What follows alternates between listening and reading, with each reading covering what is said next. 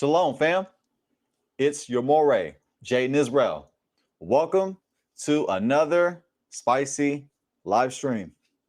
Thank you for joining us tonight, family. We have another one. Oh, yes, we do. Tonight's topic. Let me go ahead and post it on the screen. Song of Solomon, chapter 1, verse 5. I am black, explained. Open panel.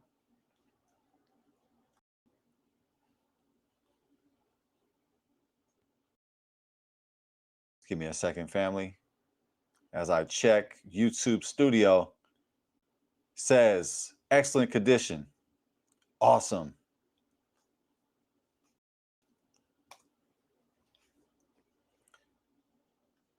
If you are a Hebrew Israelite, I'm sure you've heard this verse before.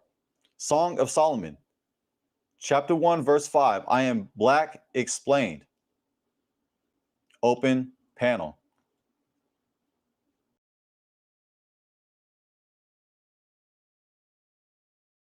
Shalom, shalom to Ima Bithia.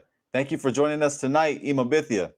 I'm sure you've heard this verse quoted within our community. Song of Solomon, chapter 1, verse 5. I am black. Tonight, we're going to explain that verse. We're also going to explain verse 6 as well. That was my old title that I have on screen. I'm actually going to update it. That is not the full title. Let me get the full title. That way, everybody knows what we're covering tonight. We are covering Song of Songs or Song of Solomon, chapter 1, verses 5 through 6. That's right, fam.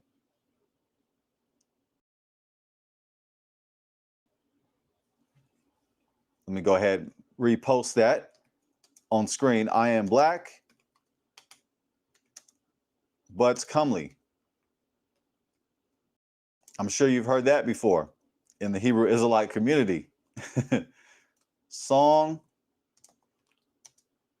of Solomon or Song of Songs, whatever you prefer. Tomato, tomato. I'm not going to fight over that.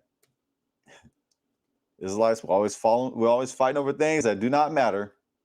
Song of Solomon versus Slika. Song of Solomon, chapter 1, verses 5 through 6. Hebrew breakdown.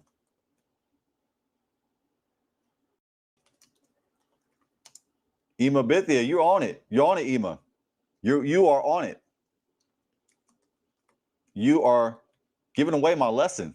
Right off the get-go. You're giving away my lesson, Ima. Maybe I should just have you teach this one tonight. You own it. I'm going to go ahead and repeat the title again. Song of Solomon. Actually, let me just go ahead and post it on screen. Here we go. This is what it should say. I am black, but comely. Explained.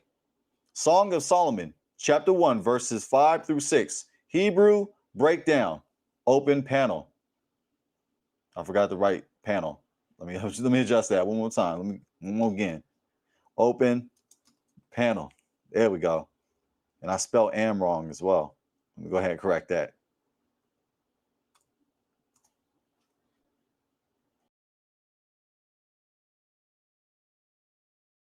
That's right. We are going to cover Song of Solomon, aka Song of Songs, chapter 1, verses 5 and 6. But before we do that, family, I'm gonna go ahead and read the announcements. They are worth it. You got to check out the announcements. You never know what's in the announcements. I don't want you to be left out. So you got to check it out, fam. And feel free to leave your thoughts on Song of Solomon, chapter 1, verses 5 through 6. We are a platform that is open to listening to different perspectives. We don't all have to agree. Hopefully, we can agree to disagree, and we can do it peacefully and respectfully. But I'd like to hear your opinion on this verse. or on these verses, I should say. I am black but comely explained. Song of Solomon 156. Hebrew breakdown, open panel. I'm sure you've heard that verse being quoted in our community, but if you haven't, if this is your first time, we have the honor tonight of explaining these scriptures. I'm going to give my perspective. I'm going to give my analysis on Song of Solomon 156. And you don't even have to agree with me. Now, let's go ahead and get to the announcements. Let me go ahead and share my screen.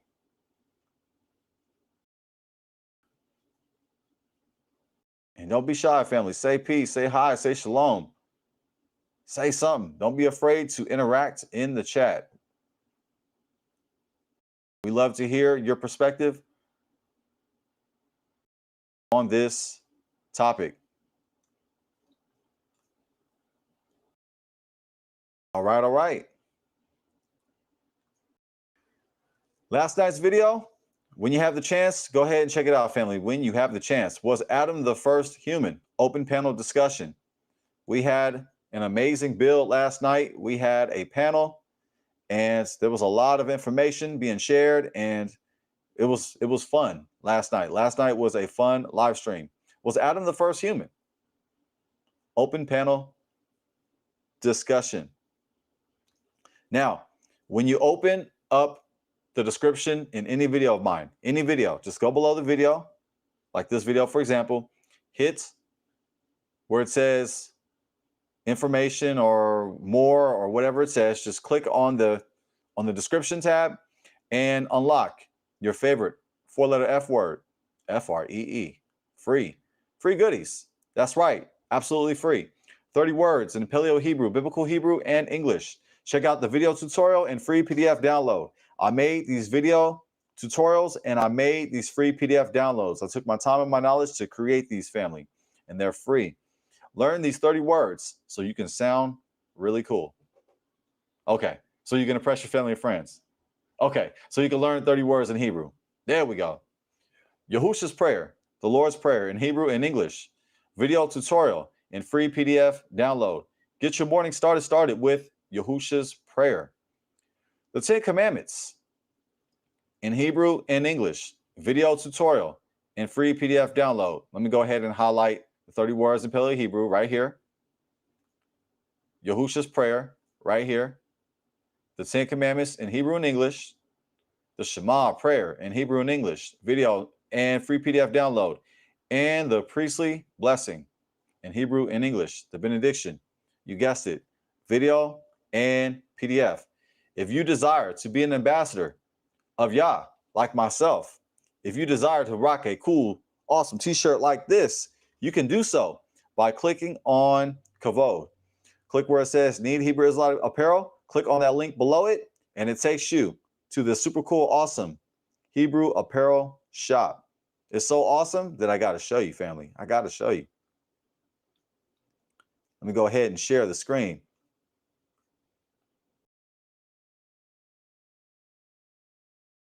Cavode, styled in legacy. Shalom, unlock 20% off your order. For example, this couples matching shirt that you see, both shirts together can be 20% off.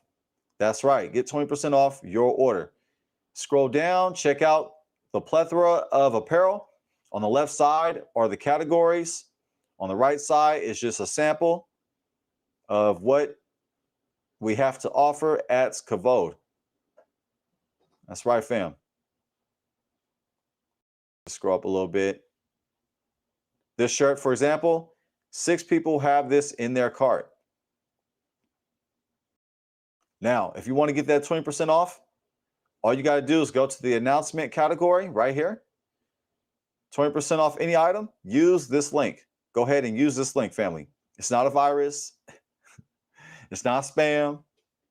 Go ahead and use this link and get your 20% off. Hallelujah. Now, let's go back to the announcements. If you like advanced content, advanced biblical teachings, behind the scenes footage. If you like to watch bloopers, I have a hilarious blooper. I have a recent post. I recently posted a blooper, and it's on the Patreon. Now, normally my jokes are free, but that joke is not free. You're gonna have to pay for it. Laugh at my pain. Laugh at my pain right here on the Patreon. Subscribe to the Patreon anytime. Unsubscribe, subscribe. There's different tiers. There's advanced biblical teachings, too hot for YouTube content, behind the scenes footage, and digital downloads. And then we'll continue to get better and better. If you'd like to leave a tip, a donation, a tithe, just playing. See if y'all was listening. You know, we don't do tithes around here. No more locked doors. Go ahead and you can do so. You can leave a donation at Cash App, PayPal, Buy Me a Coffee, or the YouTube Super Chat. Family, I have a JOB, but we do appreciate the donations, family, because ministry does cost, this live stream costs, and your donations help the ministry. We reinvest it back into the ministry, and it improves the online experience. Shalom, shalom to Joshua. Shalom, shalom.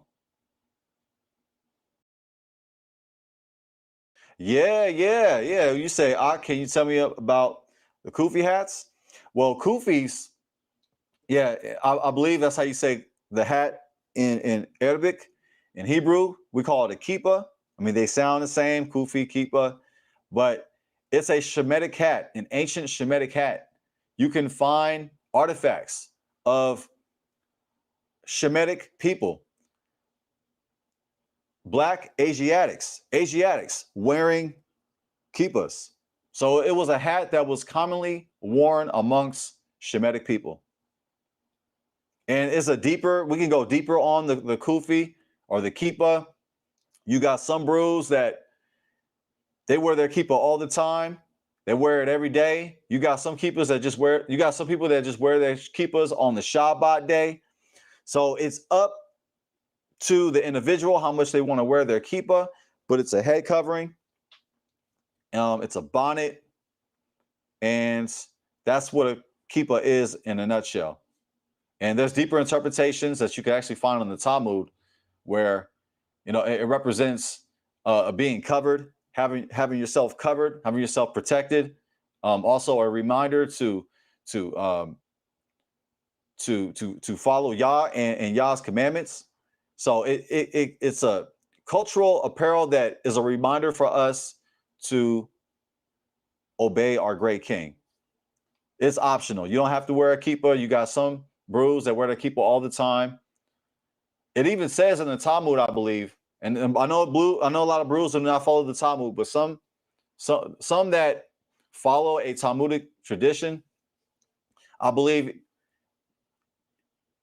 if one goes outside their house, they must have their kippah on. That's a different interpretation. There's different interpretations on when you should wear your kippah, but it's all up to you, if you ask me. Now, back to the announcements. Let me go ahead and go full screen. Let's go to posts.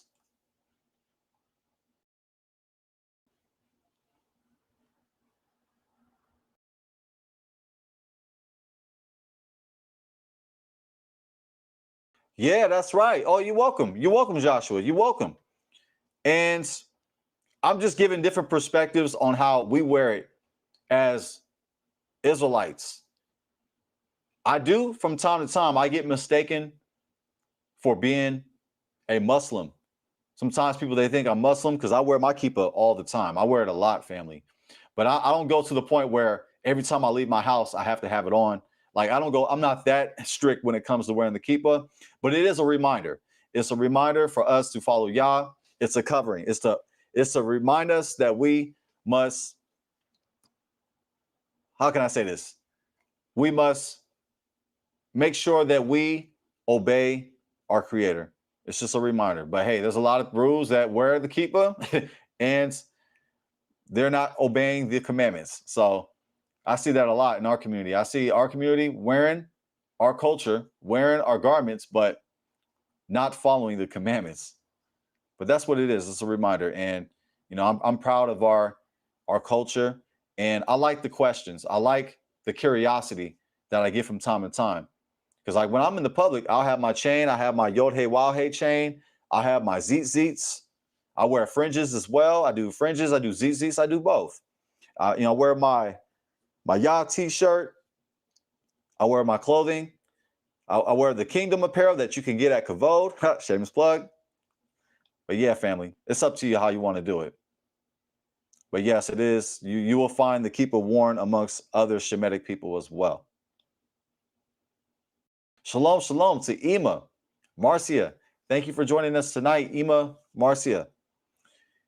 Ima, Marcia, her name in Hebrew, Ima, Mardia.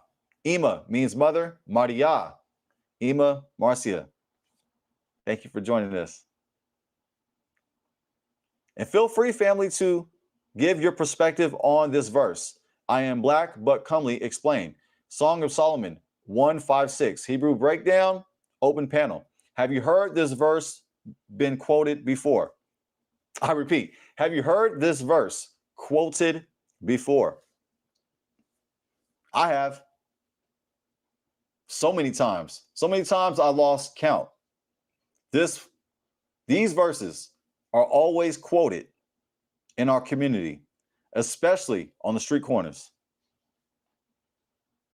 All right, let's go ahead and get back to the announcements. I know I'm belaboring the announcements.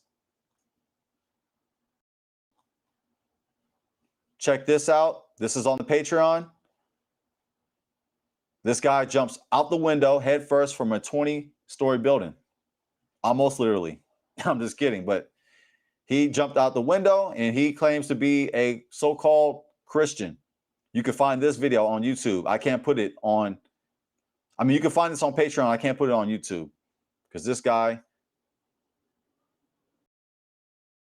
is revealing who he really is. Okay. Let me go back. Let me go full screen.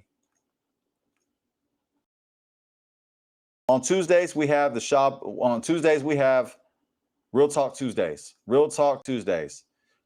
We discuss topics that we can on the Shabbat, trendy topics, Israelite culture, wealth, health, relationships, interviews, debates, and more. Tuesdays, 5:30 p.m. Pacific time, we go live.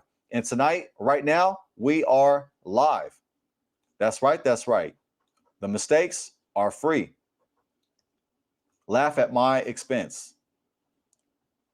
The jokes are free. The mistakes are free. Let's keep the Shabbat together. The Shabbat word, Friday nights, 7 o'clock p.m. Pacific time. I repeat, 7 o'clock p.m. Pacific time. Join us on the Shabbat service entitled The Shabbat Word. You don't have to keep the Shabbat by yourself. Last announcement.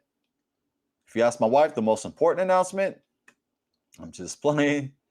Scroll down past all these videos. You already know what I'm going to say. I'm going to say it.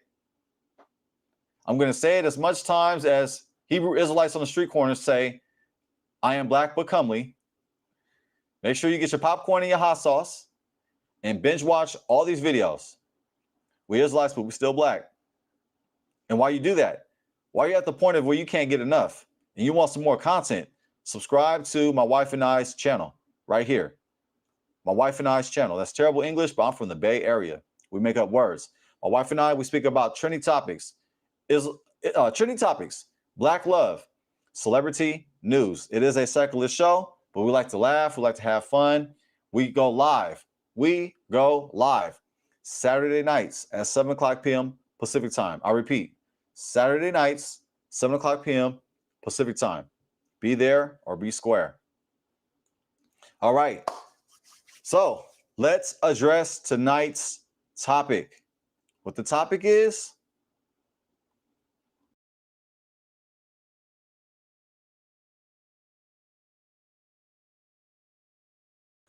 I am black but comely, explained. Song of Solomon 156. Hebrew breakdown, open panel. If you'd like to come on the panel, just stick around for a little bit and you'll get the chance to come on the platform, and we can dialogue. We can have a discussion, and we can talk about these verses. You can share your opinions on my analysis. I look forward to opening up the panel here momentarily. And let us know your interpretation on Song of Solomon, chapter 1, verses 5 and 6.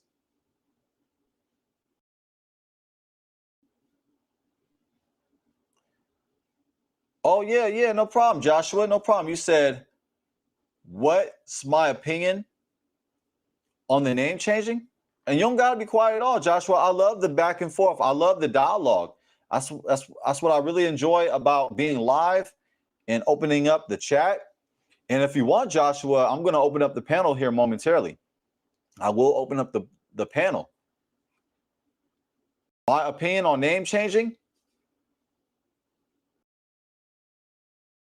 That's interesting you brought that up, because I have written down in my topics to discuss is that topic. I have a video in mind that I will do in the future on that topic, on name changing. So as much as I want to answer that question, I really do. I would love to address that, Joshua. I think I'm going to save it. I think I'm just going to save it for another time, but feel free to give your perspective on name changing. That's a great question, by the way. Oh, no, you good, Ken. You're not being disrespectful. No, you good. You good. Yeah, sure. So I'd rather stay on topic, but from time to time we do go off topic, and I think that's cool. I mean, you're just asking briefly, and that's cool. Like we can get off topic, for a little bit, but it's all good. It's all good. I like your energy. For sure. I am black but comely explain.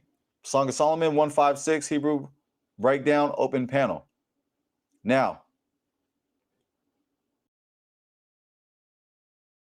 on the street corners, I'm not saying every single Hebrew Israelite camp. I'm not saying that. However, it seems to be a trend amongst the camps in our community. Many of the camps, they use Song of Solomon, chapter 1, verse 5, as proof that King Solomon was black. Let me say that again. Many Hebrew Israelites, including those in the camps, they use Song of Solomon 1:5 to prove that King Solomon was black. Are you familiar with that?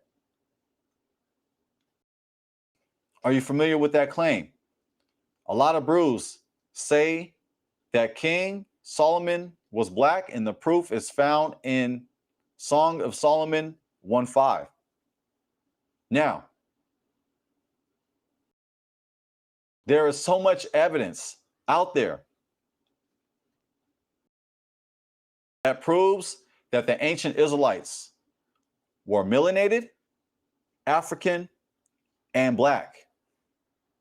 We already know that our ancestors, the ancient Israelites, were black. We know that already.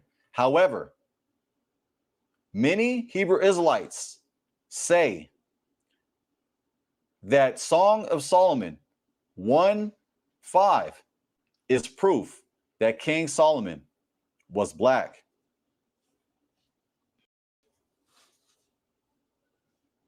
Now, I'm going to give my analysis on those verses.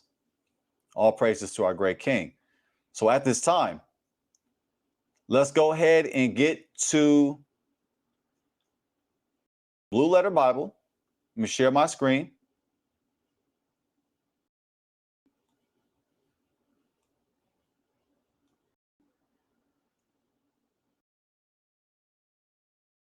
Shalom, shalom to Dove.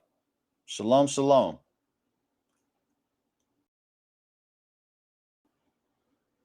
Thank you for sharing your analysis on that verse?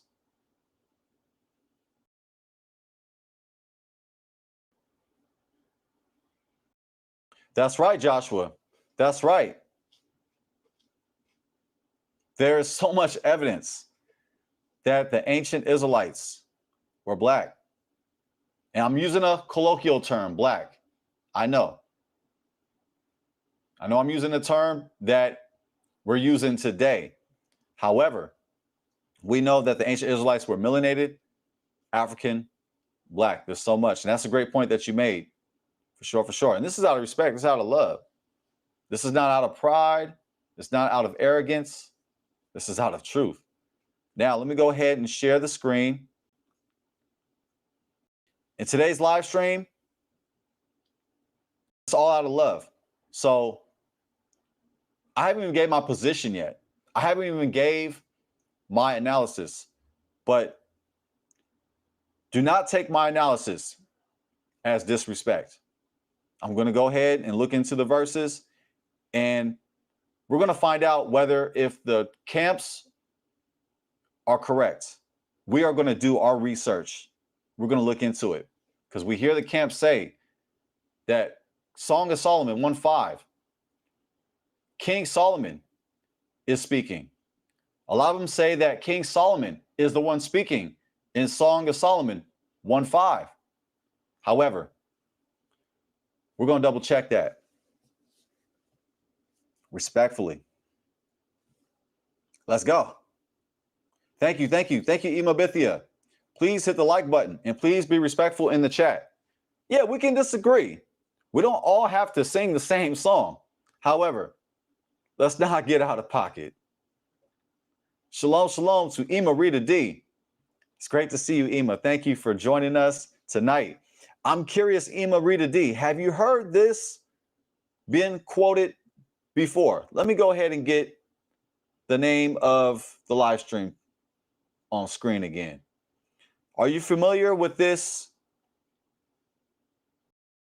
claim right here? Ima Rita D. Many camps use Song of Solomon 1:5 as proof that King Solomon was black. Tonight, the name of the live stream, I Am Black But Comely Explained. Song of Solomon 1:5-6, Hebrew breakdown. We are going to get into the Hebrew. We are going to double check to see if the camps are correct.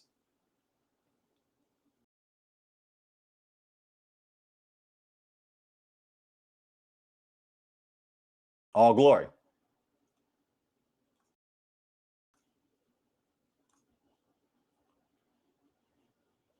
Solomon 1:5. Song of Solomon 1:5. Or Song of Songs 1:5. Hallelujah. I am black but comely, O ye daughters of Jerusalem, as the tents of Kedar, as the curtains of Solomon. Look not upon me, because I am black, because the sun hath looked upon me. My mother's children were angry with me. They made me the keeper of the vineyards, but mine own vineyard have I not kept. Feel free to leave your interpretation on these verses. I'm going to go ahead and give my interpretation.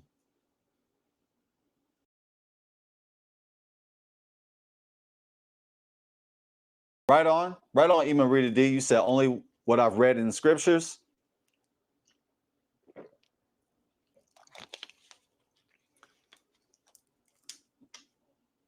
As a former Christian, when I read these verses, I was intrigued, but I didn't go deeper into investigating these scriptures. I just thought it was intriguing.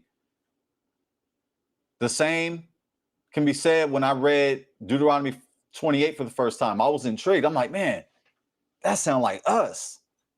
But I didn't follow up on the research. And when I read Song of Solomon 1:5-6, I was intrigued, but I did not follow up on the research.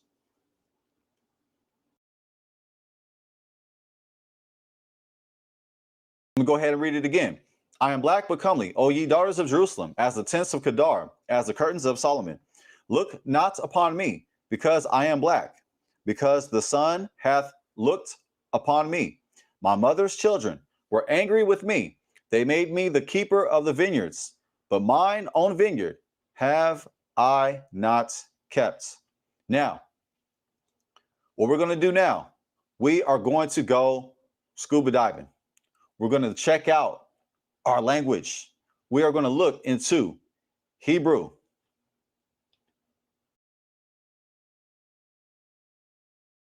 Hallelujah.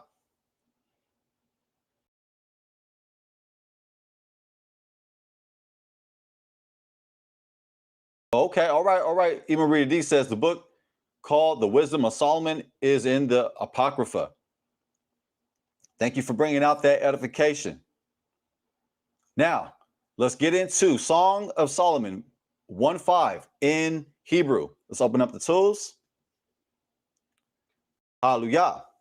Shachora ani wenawa banot Yerushalayim ke ahale kedar ki riot shlomo. Hallelujah. It says Shachora right here. Shachora means black. It's an adjective. Shachora. The masculine version of Shachora is Shachor. Shachor. Don't it sound like Tupac Shakur? Hey, that's fascinating, right? Check it. Shachora is feminine for black. Shachora is a feminine adjective meaning black. And the masculine version of it is Shachor, like Tupac Shakur. Shachora, black. Ani, I am. Black. I am black. Wenawa. Not but comely. That's wrong. That's wrong. I am black. That's correct. You notice they got the word am italicized. That's correct, because the word am is not there. Am is English. We insert that to try to make sense in English, but I can rock with that for grammatical reasons in English. But it's black, I. Shachora ani. I am black. But's comely? Not but. And comely. And comely.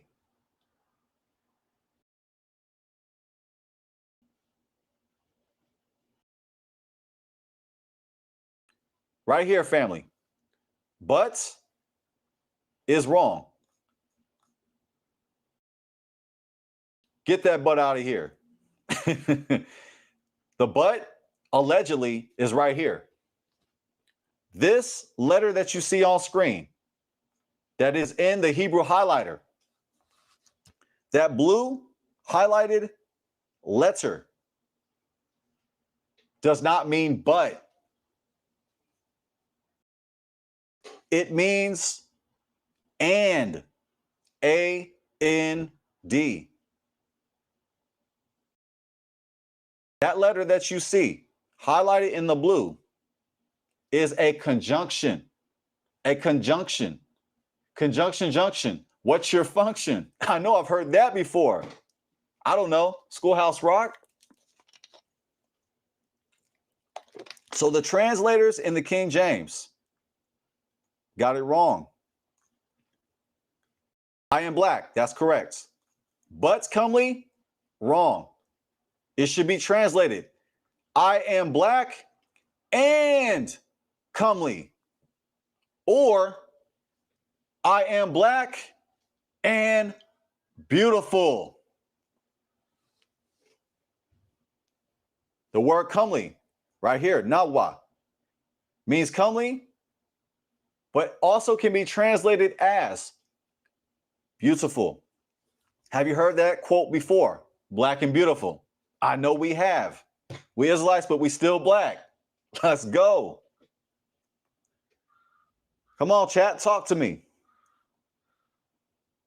Already from the get-go, we noticed something wrong with this verse written by the translators. They translate it as I am black but comely, but that's not what the Hebrews say. The Hebrews say, I am black and comely. I am black and beautiful. Shachora ani wenawa, banot Yerushalayim, daughters of Jerusalem. The word O is not there. O and Ye is not there. Daughters of Jerusalem, right here. Benot's daughters, Yerushalayim. Yerushalayim. Yerushalayim. Daughters. Ke'ahale. Ke'ahale. As the tents of Kedar or Quedar. Quedar. We Israelites, but we still black. The word Quedar or Kedar means dark. Ke'ahale means as the tents. Quedar means tents. Salika. Ke'ahale means as tents of, as the tents of Quedar. As the tents, Ke'ahale, Quedar. Kedar. Ki riot, as the curtains of Shlomo. Shlomo, Solomon.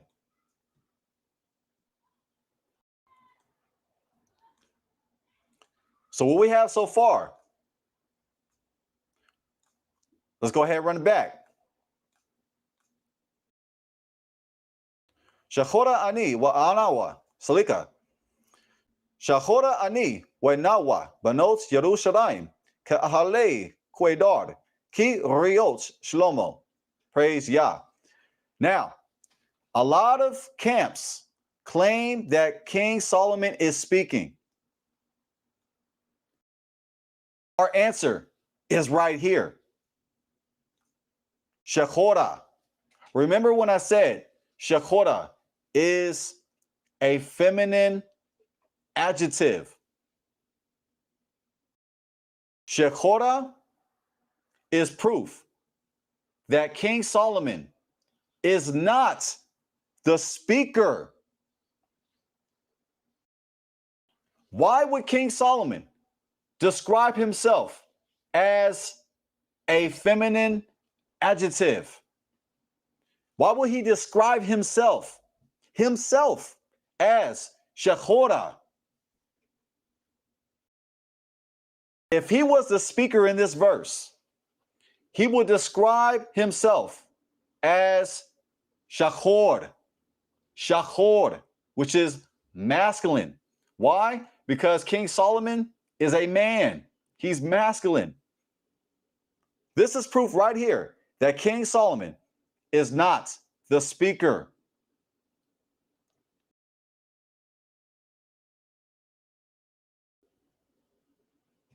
A woman is the speaker. A female is the speaker. Shachora ani, black, I. Black, I. Black am I.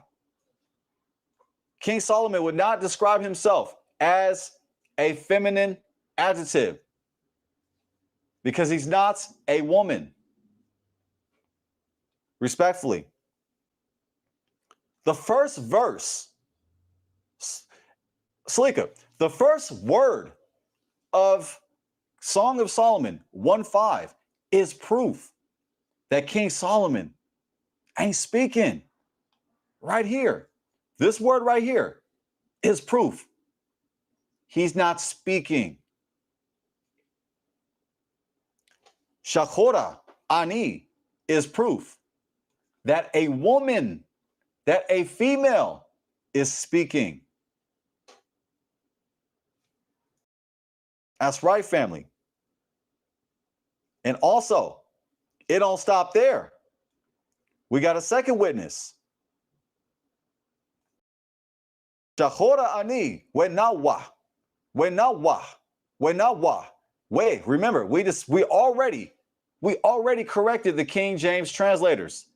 We, right here, we, this conjunction, we, that is the sound of this letter. We, we,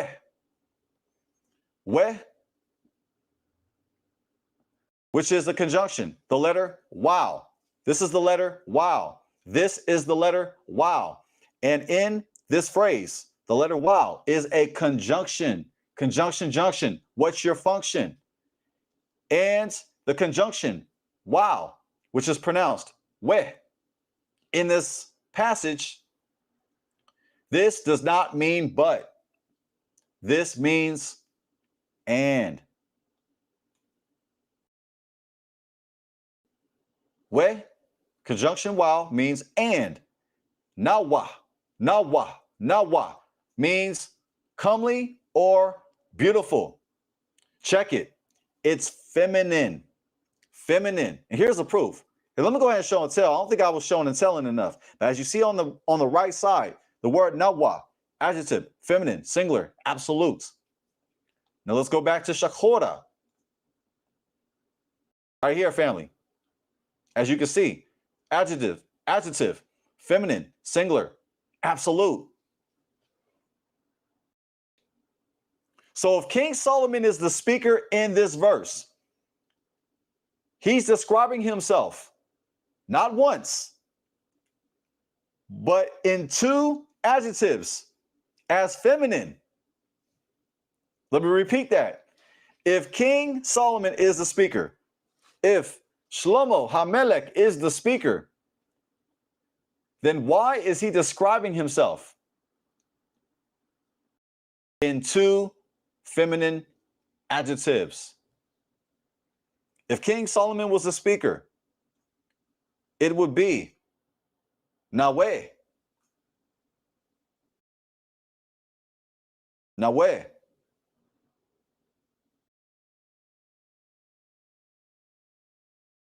But in this passage, it's Nawa.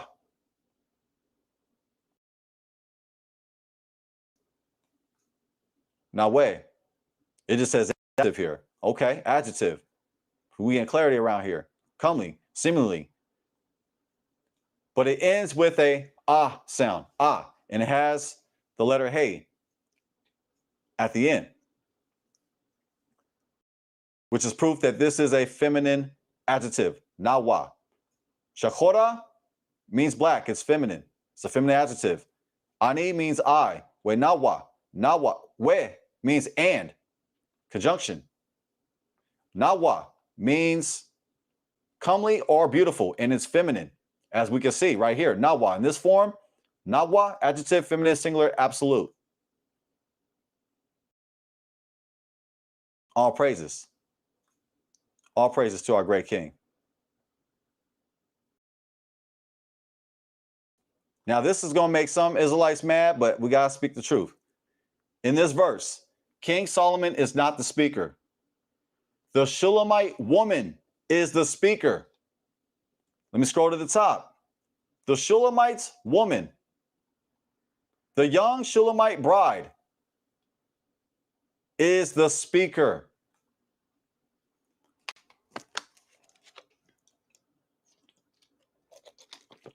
That's right. The young Shulamite bride is the one speaking. Right on, Ibn Rita D. I'm glad that you were looking into the Hebrew translation. I'm glad that you double checking me. All praises to Yah. Because that's what we got to do as bros. We got to look into it. We got to check into it. For sure. Now, let's go back to verse 5.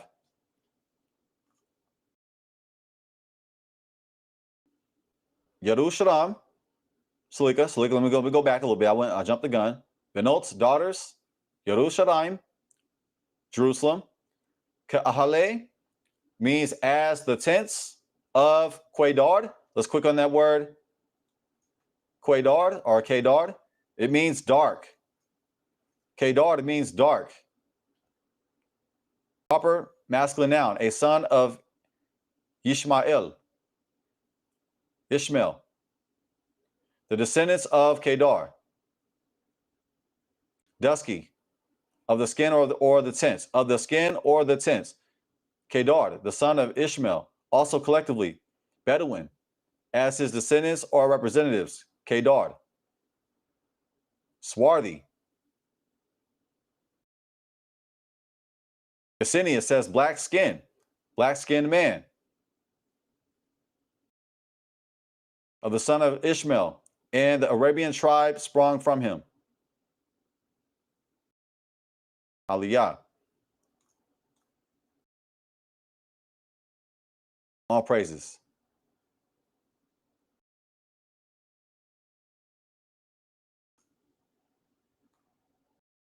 Ki riot, as the curtains of Shlomo, Solomon. Now, what I like to focus on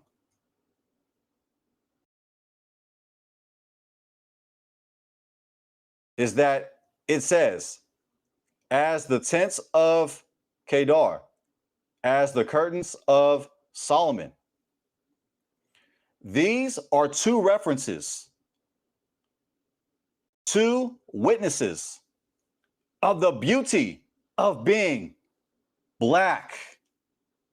I repeat, for those in the nosebleeds that were too cheap to buy some real seats, I'm just playing. I'll see if y'all was listening. These are two references, as like the tents of Kedar, as like the curtains of Solomon. These are two witnesses of the beauty of being dark, the beauty of being black. That's right. For Kedar means dark, as we just looked at. We just found out that Kedar or Kedar means dark. And for the curtains of Shlomo, the curtains of Solomon, the curtains of King Solomon, her lover, were definitely not ugly. They were definitely not shameful. They were beautiful and royal. That's right. And I'm not even preaching. I promise you. Okay, no promises. I'm just getting excited. As the tents of Kedar, as the curtains of Solomon. These are two references, two witnesses that being black, being dark-skinned is beautiful and royal.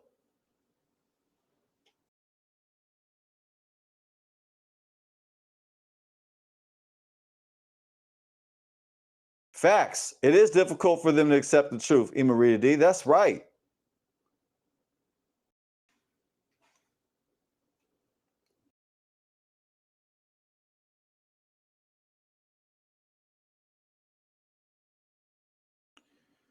Song of Solomon, chapter 1, verse 5, is proof that the woman is the speaker. The Shulamite woman is the speaker. Song of Solomon, chapter 1, verse 5, is proof that she is proud of being black. She is proud of being dark-skinned.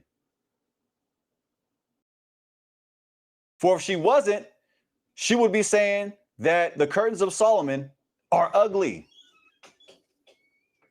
And we know that's not the case. Why would she call her lover King Solomon?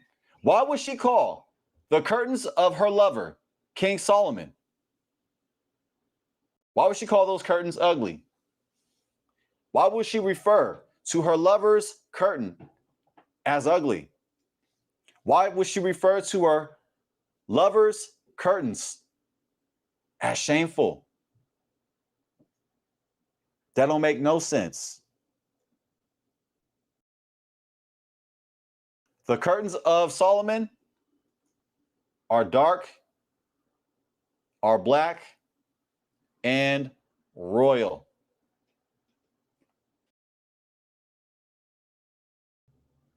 Song of Solomon is about the Shulamite woman and her lover, King Solomon. Let's keep that in mind for context. Now let's jump to verse 6.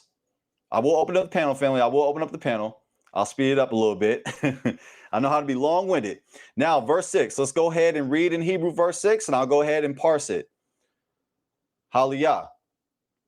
Let's read it in English first. Look not upon me, because I am black, because the sun hath looked upon me. My mother's children were angry with me. They made me keeper of the vineyards, but mine own vineyard have I not kept. Now, let's look into our language. Hallelujah. Aud ti runi. She'ani. She'chor choretz. She'shaza fatsni. She'shazat fatsni. Hallelujah. Hashemesh b'nei imi. Necharuvi. Samuni. No tera. Es hake ramim. Karmi sheli. Lo natarti. Praise Yah. It says al, which means not. The word right here is not. Okay, I'll go ahead and show a comparison. Let me go ahead and hide the screen that way you guys can see. It says not, which is al right here. And family, this is not a hard no. I repeat, this is a milder negative particle. Right here, you just click on the side right here. Particle, negative. It is a particle, negative, but it's mild. It's not a hard no. It's not the word low, which is a no. It means no. Low means no. But al is a milder negation. It's a milder particle, negative. Low, which means no. Low is harder. Low is a harder negation, meaning no. We find the phrase, we find the word low, which means no, throughout the 10 commandments. That's right. For example, lo tachmod, which means thou shalt not covet. That is a hard no. And the word for thou shalt not in the commandments, in the 10 commandments, the word is low. It's a hard no. But here is a softer, milder no, which means al. I just want to make that clear, family. Shalom, shalom to Brent James. Thank you for joining us tonight. We're parsing the Hebrew of tonight's live stream. I'm going to go ahead and put it on screen again. I am black but comely explained. Song of Solomon 156, Hebrew breakdown, open panel. Now, let's go ahead and finish it out. It says, not look, right here. Teruni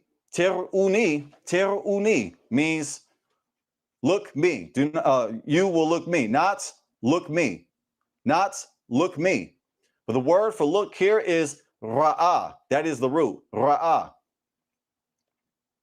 It's in the feminine version. It is in the Cal Joseph, second person.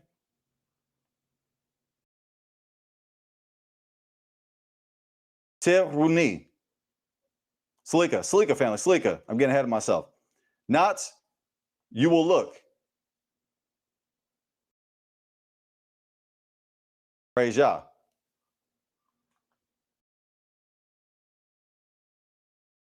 She'ani, me. Not you will look, me. She'ani, which means, she means like who. It's a we can click on the word right here. It's like a relative particle. Yeah, relative particle. She'ani. Not you will look, me. Who? I. Shechar choretz. meaning black. Now, what I want to show you right here, family, what I want to show you right here, check this out. This word right here, shehad choretz, is right here, because I am black. Let me highlight it right here. Right here.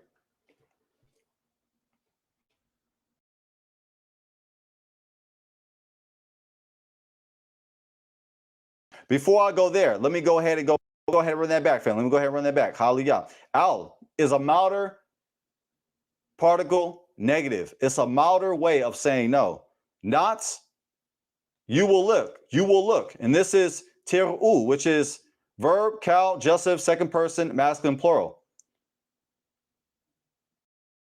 Speaking to a group of people, because the second person. You referring to y'all, not you will look. I just want to make that clear, family. Cal, Joseph, second person, masculine, plural. The woman is speaking to a group of people in the second person. And it's a Joseph, so it's a command, it's a volition. It's a volition. So this is a volition from the Shulamite woman. The Shulamite woman is giving a volition, a request, a volition or a request. Not you will look. Tir'uni, al tir'uni. Not you will look. She'ani, who me, who I. Not you will look, who I. She'chad choretz. It says because I am black. The word because is not in the Hebrew. I repeat, the word because is not in the Hebrew.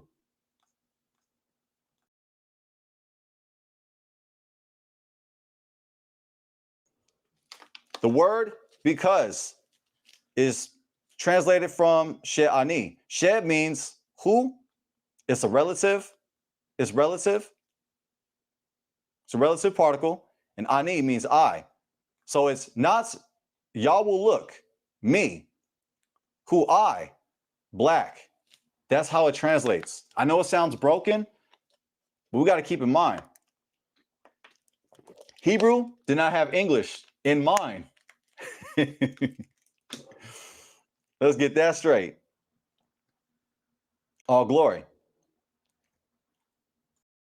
And the word right here for black,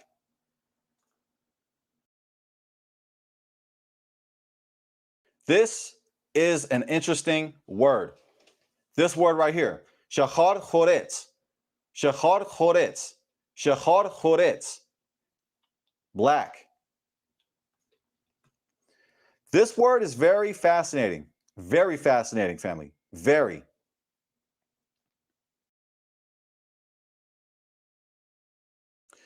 For this Hebrew word is only used once in the Bible, and it's used right here. This word, shehad choretz, right here, which translates as black, in Song of Solomon 1:6, is only used here. Here's the proof. Let's click on the word. It's feminine, by the way. It's feminine, by the way. It ends with the T. It's feminine. This is feminine. If you don't believe me, here's the proof on the side. Right here, fam. Shehad choretz, adjective, feminine singular, absolute. It's feminine. Remember, the person who says I, right here, ani, means I. They say they're black. They are shehad choretz. This word for black, shehad choretz, is a feminine adjective. So the speaker, once again, is describing themselves as another feminine. King Solomon is clearly not the speaker. He would not describe himself as shehad choretz.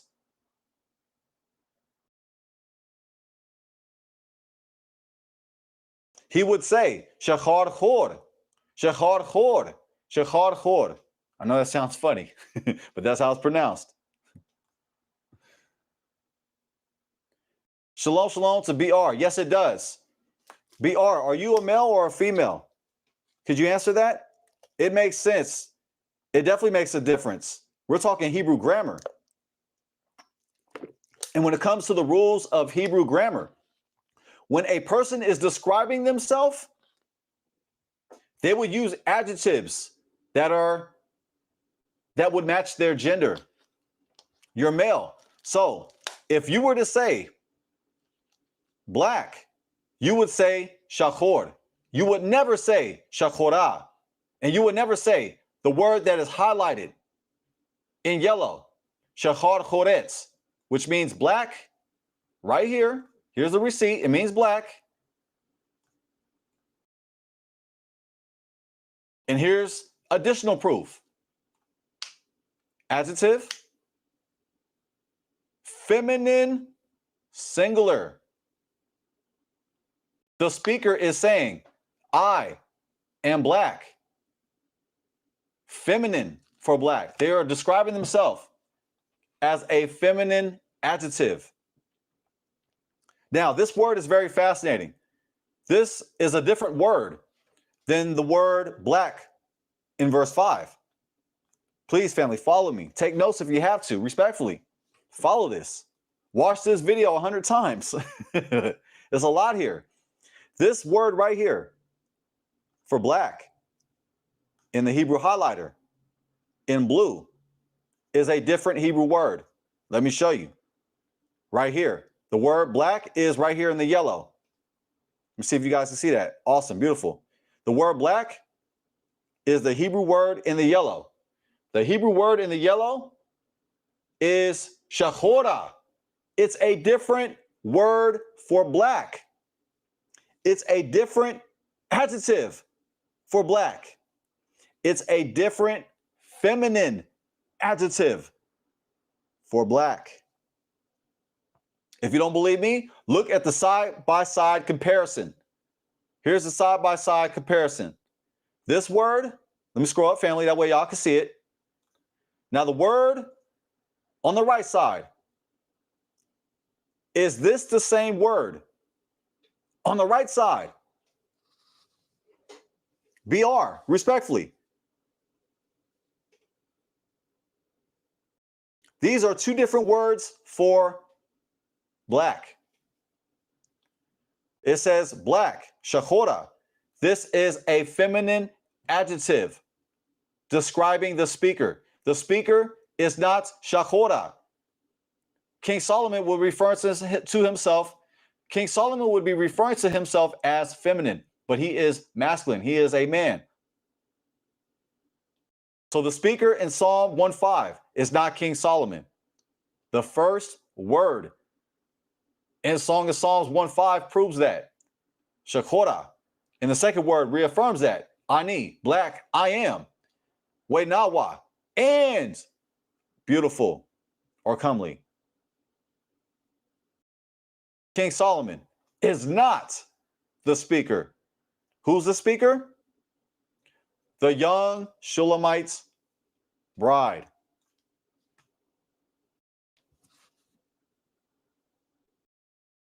Now, let's continue. So this word right here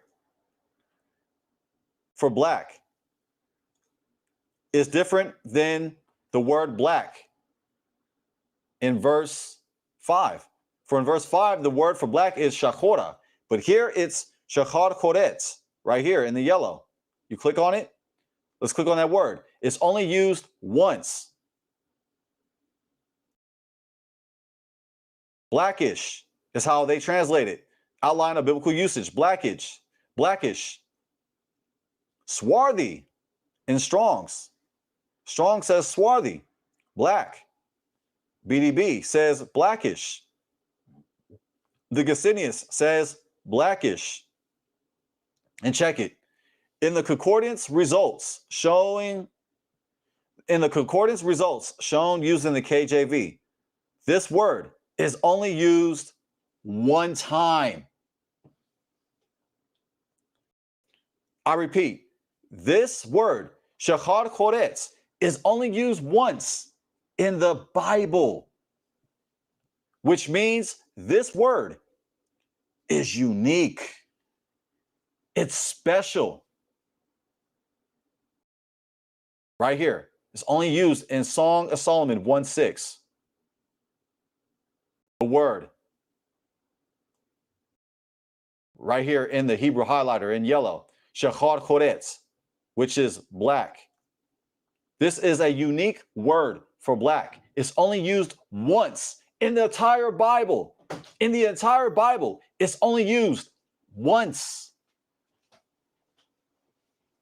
This word, shachar choretz, is fascinating. Oh, yes, it is. This word, shachar choretz, shachar choretz, shachar choretz,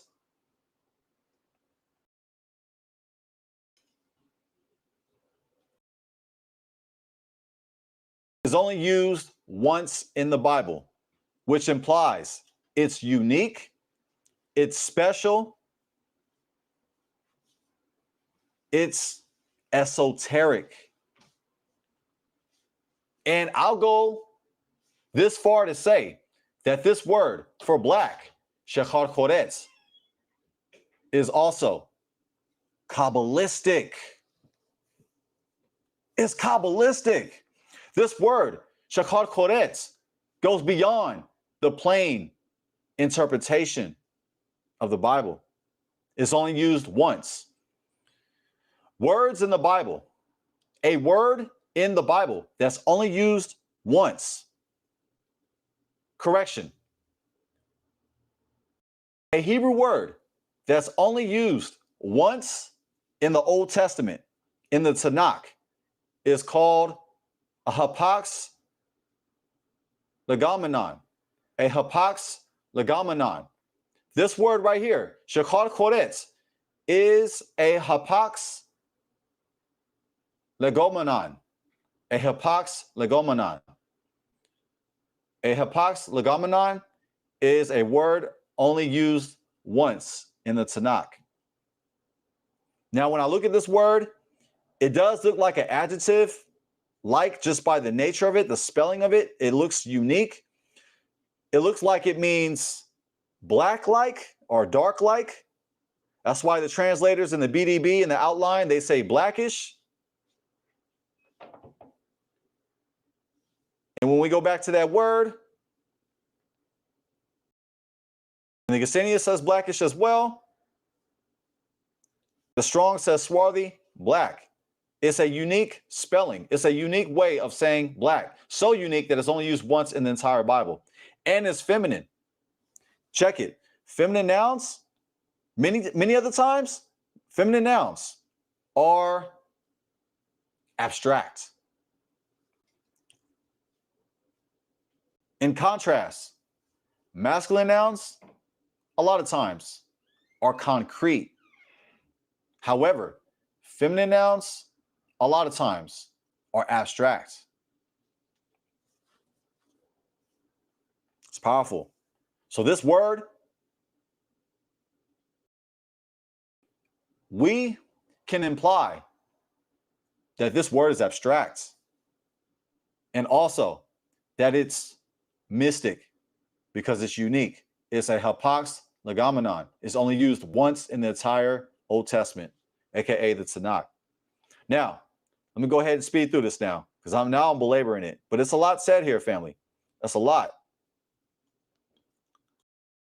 So al not tiruni, not y'all will look me, who I, she is who, ani is I, shachar choretz, black, which is, this is a mystic, unique form of the word black.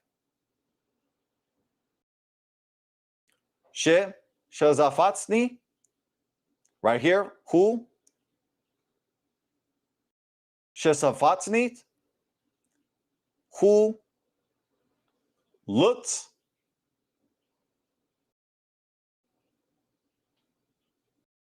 or caught, who caught or looked me the sun.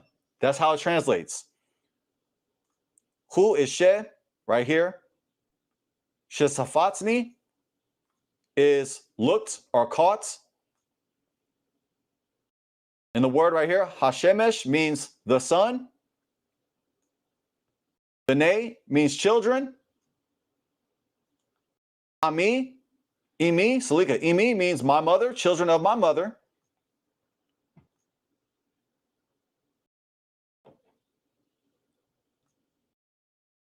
Necharuvi, they were burned or scorched or angry. They were angry, with me, or angry with me, or angry in me. The word V right here means in me, or with me, or at.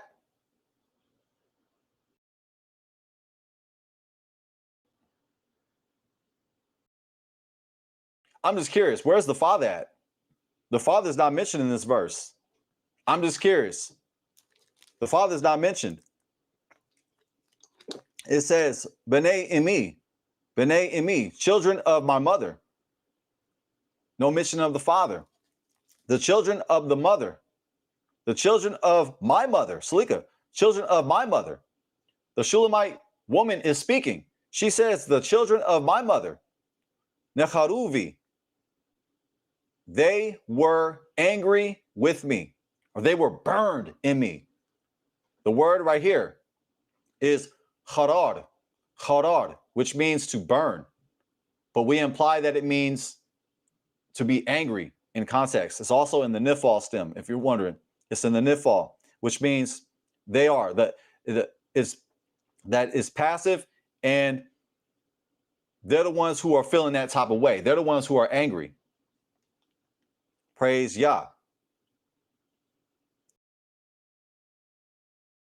And then it says, they made me the keeper of the vineyards. In Hebrew, it says, Salumi no terah. They put me. Salumi, they put me, they set me. They put or set me. No terah, keeper. Direct object marker, haker ramim, the vineyards.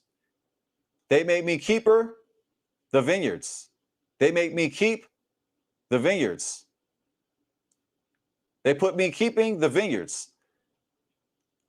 And it also says, karmi, my vineyard, sheli,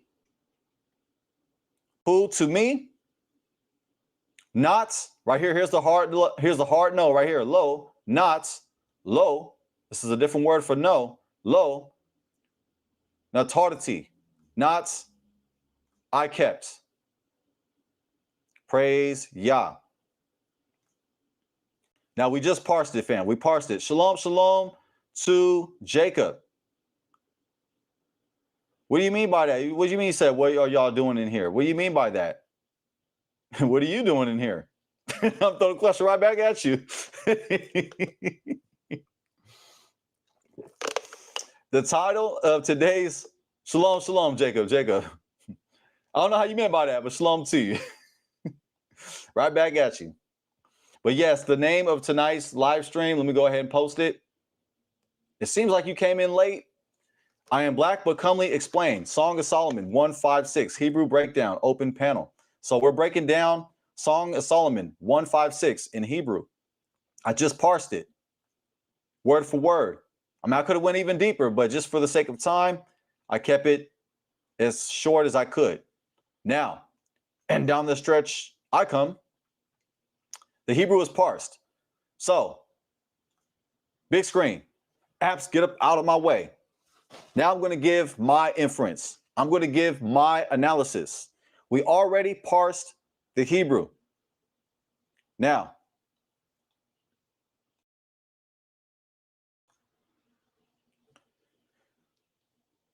verse 5. The Shulamite woman is poetically expressing righteous pride. The Shulamite woman expresses righteous pride that she is black and beautiful. That's right. I'm going to go ahead and repeat that. The Shulamite woman, not King Solomon, the Shulamite woman expresses righteous pride that she is black and beautiful.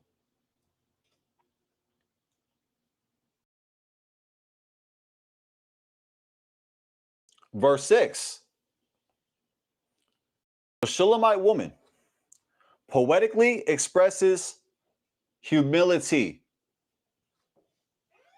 In other words, even though the Shulamite woman is black, like the tents of Kedar and the curtains of Solomon, of verse 5, even though she is black and beautiful, even though she is proud of being black and beautiful. In contrast, she says, from my inference, to do not idolize my blackness. Not look me. That's what it says in the Hebrew, not look me. And the word look is, the root is ra'ah. Let me go back to it. Ra'ah. That is the root. Not look. The root of teruni is ra'ah. It's a simple action. It's a cow, simple action. It just means to look. It means to look. The word right here, al, means not, but it's a milder negation. It's a milder particle negative. It's not a hard low, as in the Ten Commandments. The Ten Commandments say no as in low. So I translate al tiruni, not look me, to mean do not idolize my blackness. Shalom, shalom to Positive Vibes. Thank you for joining us tonight. Positive Vibes, when you get the chance tonight, make sure you put your business link in the chat. Put your link in the chat. Also put, I know the other day you invited my wife and I to a hangout, I believe, or like an event online, to an online event. But we would like more details on that online event that you were speaking about. And you actually mentioned it on our Saturday night show on my wife and I's channel on Jade and Jazz. But feel free to go ahead and plug your business and in that hangout. Or if you want, you can just go to my email as well. I'm gonna go ahead and put my email in the chat. You get my email.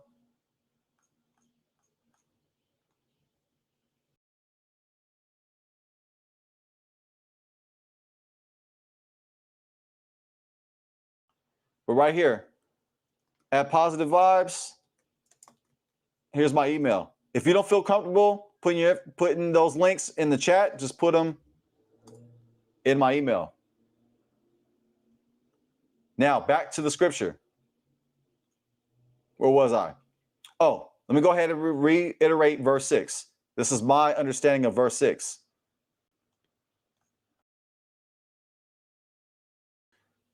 The Shulamite woman expresses humility. In other words, even though I'm black like the tents of Kedar and the curtains of Solomon, who is her lover, by the way, of verse 5, do not idolize my blackness. Al tir uruni, I interpret to mean, do not idolize my blackness. Also, the Shulamite woman connects her beauty with her struggle. Can I get a witness? Israelites, black folks, I know I got some witnesses up here. Like the famous rapper J. Cole said, there's beauty in the struggle. And you know that's right. The Shulamite woman poetically connects her beauty with her struggle. Even though in verse 5, she is proud about her blackness, comparing it to the tents of Kedar, which are black, and also comparing her blackness to the curtains of Solomon, who is her lover, by the way. She ain't calling her lover's curtains ugly now or shameful. She is comparing her blackness to the curtains of Solomon, which are beautiful and royal. Even though in verse 5, it sounds like she's even boasting about her blackness. In verse 6, she's giving a contrast. She connects her beauty with her struggle. She connects her beauty with her struggle. Being in the sun. Come on now. You know, I can't take too much of it. Every time I'm in the sun, my wife always remind me, baby, make sure you get that sunscreen lotion. I don't care how black you feel. You better get that sunscreen lotion. And you know what? I get that sunscreen lotion.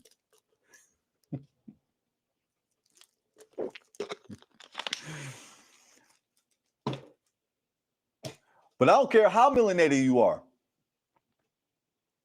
Being out in the sun is uncomfortable. For she poetically connects her beauty with her struggle. Being in the sun, being in the heat.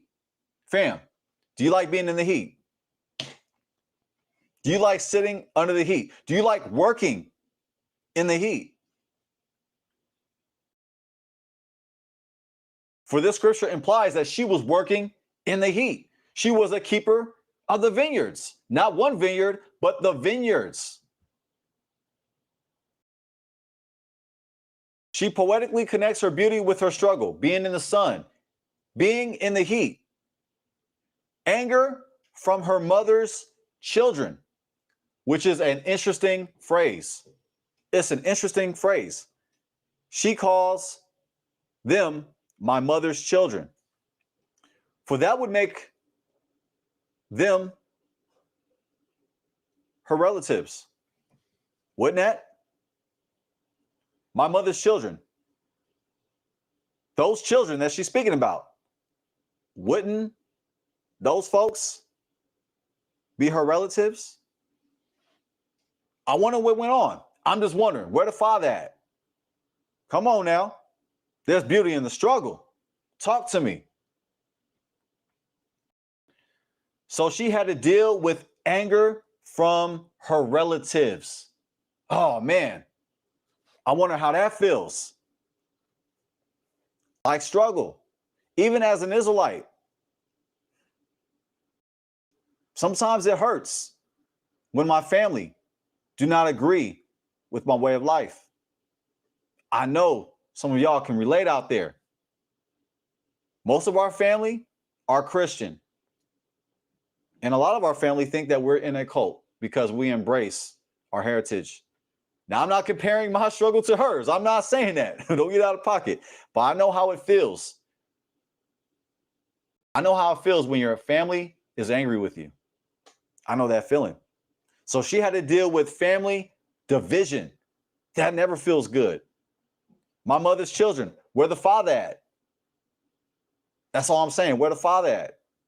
Why is he not mentioned?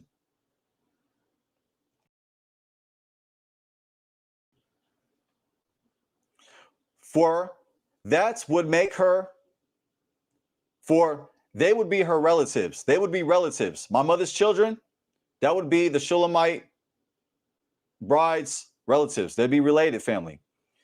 And also, them children, her mother's children, they put hard labor. They placed hard labor upon her. Hard labor was placed upon the Shulamite woman by her mother's children. Not by her sisters, not by her brothers. Her mother's children. That's fascinating. For she kept the vineyards out in the heat, in the sun, in the shemesh, in the sun. That's not comfortable. I don't care how black you are. I don't care how melanated you are. The sun is not comfortable. The sun makes you sweat. It makes you stink. It makes you tired. And for me, it makes me red. I'll be here all day. And she poetically expresses righteous pride. that as a keeper of the vineyards, she is hardworking, wise, and selfless. Remember, it says she kept the vineyards, her vineyards, her vineyard, not she kept, her vineyard, not she kept. Let me go ahead and bring that up on screen to reiterate that point. Right here. I'll just go to the English.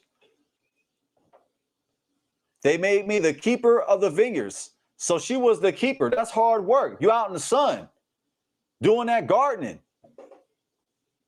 doing the farming, the gardening. That's tough work, family. She made me, they made me, they made me. Keeper of the vineyards, but mine own vineyard have I not kept.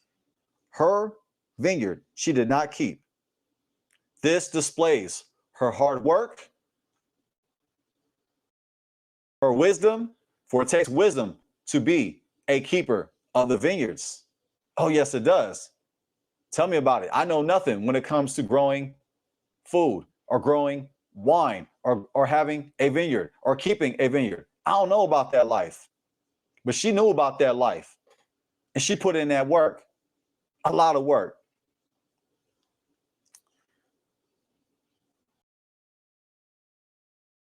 She is hardworking, wise, and selfless.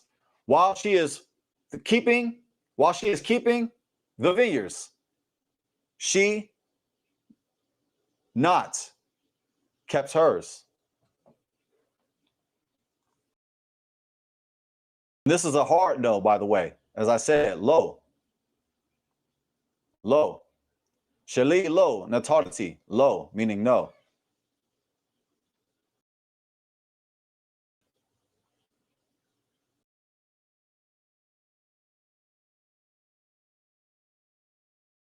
Hallelujah.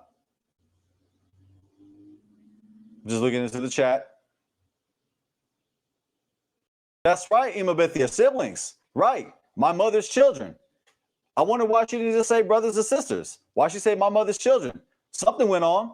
I don't know what went on. Something. You let me know. But there's already a divide within that family. There's already anger. There's already anger, as it says, for they were angry. Let's go back. My mother's children were angry with me. I would not refer to my siblings as my mother's children. Would you? Would you refer to your siblings as my mother's children? Or even your father's children? These are things to make you wonder. And that's why I love studying the Tanakh. It just makes me wonder and ask more questions. Our Creator is so glorious. All praises to Yah. Now, my conclusion. The Shulamite bride said, I am black and beautiful, not King Solomon. The Shulamite bride is black and proud. She's black and she's proud. That's right. She's black and she's proud. Verse 5. However, the Shulamite bride is black, she's proud, and she's humble at the same time. Verse 6.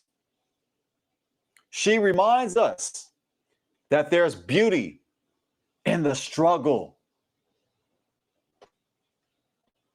The Shulamite woman is beautiful on the outside and on the inside. All glory, all praises, all kavod to Yahweh, to Yahuwah. Praise Yah.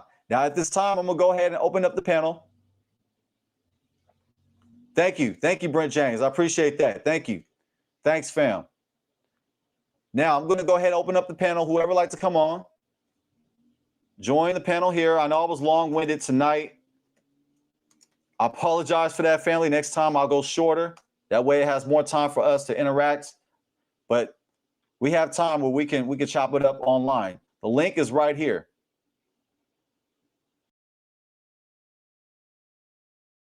And Brent James, wow, you went deep with that right there. He said, vineyards are gardens like earth is a garden, and our souls inherit a garden vineyard after death, the promise. Wow. Wow, you're going in, Ak. You're going below the Peshat level. You're going below the plain level. That's deep. I love it. I love it. I had to read it. That was deep. But yes, whoever would like to come on the panel, I got my headphones ready. While you do that, let me also go to the Shulamite woman. Let me go ahead and type in the woman, the Shulamite woman. Because some of y'all may be wondering, was the Shulamite woman an Israelite? If you're wondering.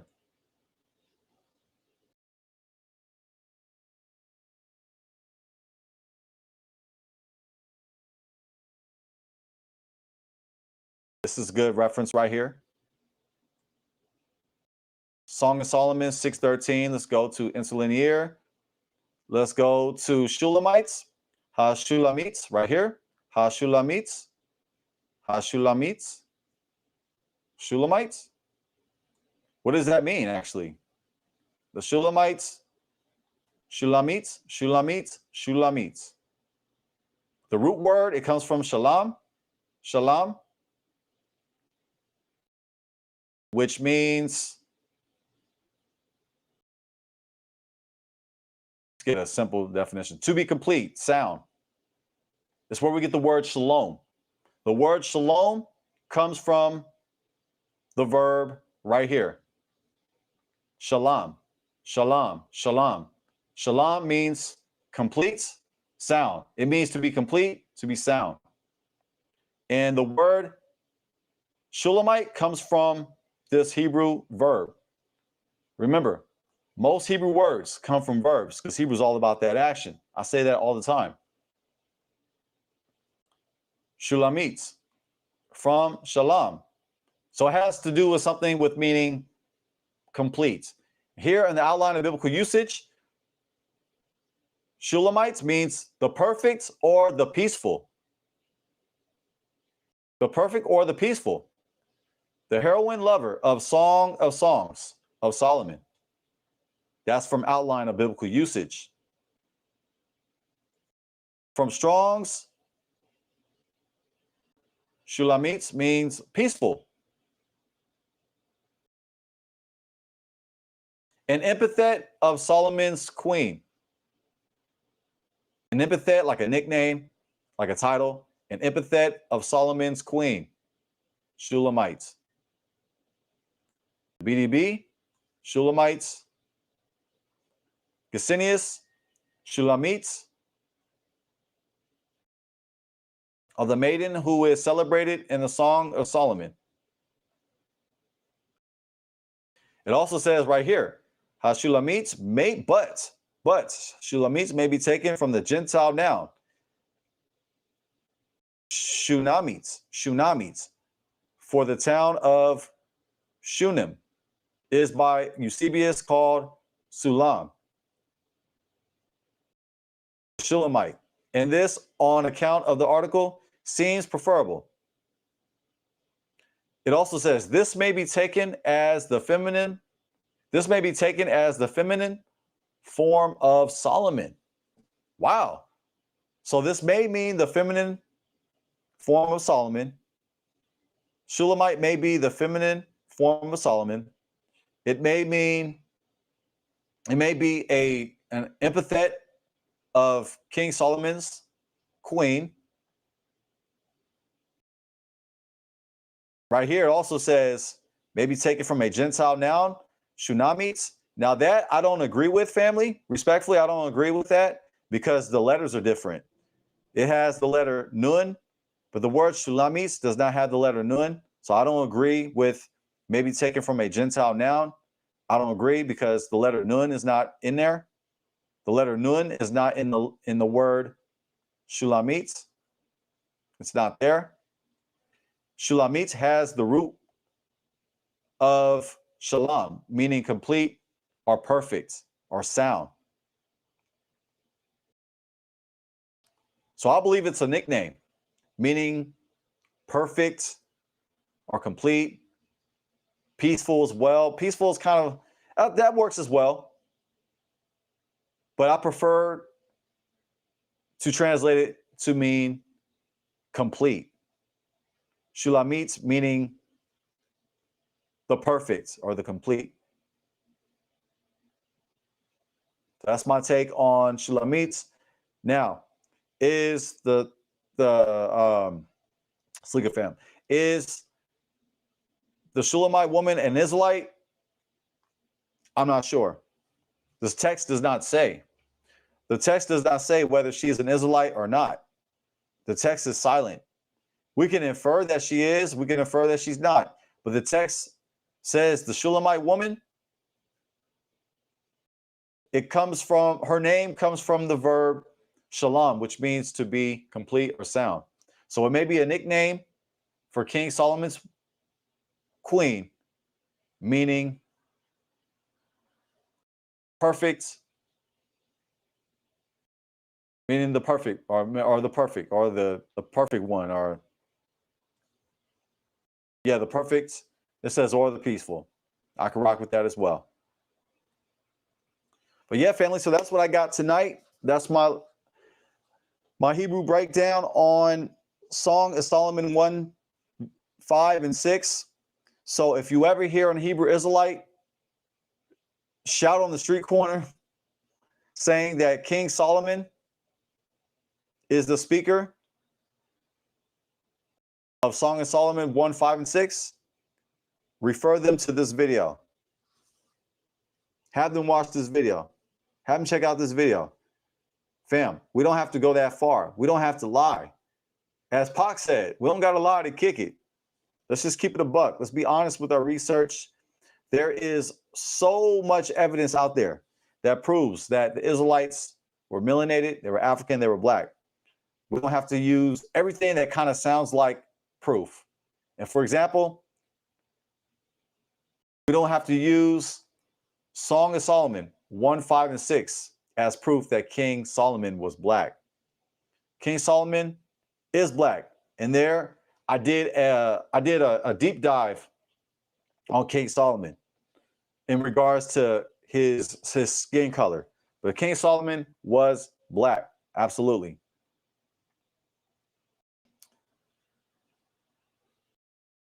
But let me know what you think, family. Let me know if you agree with me. If you disagree, it's all good. But according to the Hebrew, and according to context, the speaker of Song of Songs 1, 5, and 6 is the Shulamite woman. King Solomon is not speaking. So let's stop using those verses as proof that King Solomon was black. There's other verses that do so. There's other verses that prove he was black. We don't have to use that verse. I did a lesson entitled, Was Esau White? Was Esau White? And in that video, I also speak about King Solomon's skin color. Let me go ahead and find that video. I use this time to shamelessly plug it. Let me show you, family. Let me just show you on screen and feel free to check it out. But I speak about King Solomon's skin tone. I show and prove. I provide receipts. Almost there, almost there. I'm looking at it off screen. I don't want to hurt your eyes. Check it out. On the top left side, was Esau white? Was Esau white? Was King David and King Solomon white? Ruddy, red, explained. Right here, fam. Check that out. And I prove that King Solomon was black. But I go deep. I do a deep dive on that, though. Feel free to check that out. That's right, Jacob. I agree, too. I agree. And my research is what led me to come to that conclusion. Also, let me go to this video. This is out of love. It's out of respect. It may not seem like it, but it is. Check this out. This is all out of love. Do not take this out of pocket, fam. Right on the second video from the left side, ancient white Israelites debunked. Ancient Israelites are white debunked. Lamentations 4:7 explained. If you ever heard somebody use Lamentation 4:7 as proof that the Israelites are white, watch this video and I'll show you the real. This is respectfully saying, as a content creator, I have the right to make loud thumbnails. It's all part of the game. But I ain't gonna lie. Even though I got Charleston Heston on the thumbnail, that movie is still a classic. That's right. The Ten Commandments by Charleston Heston and Yul Brynner, classic. In fact, if it was on TV right now, I'll be checking it out. That movie was ahead of its time. That movie was done, I believe, in the 50s. Yeah, in the 50s. Still classic. Even though I'm an Israelite, even though I know the even though I know the Israelites, the ancient Israelites were black, even though I know that Moses was black, that does not take away from the Ten Commandments, the film. The film is a great movie. Shout out to the actors. That was a great film. I'm not going to diss nobody because I know what the Israelites look like now. I'm not going to do that. I'm just making a point that the ancient Israelites were not Caucasian.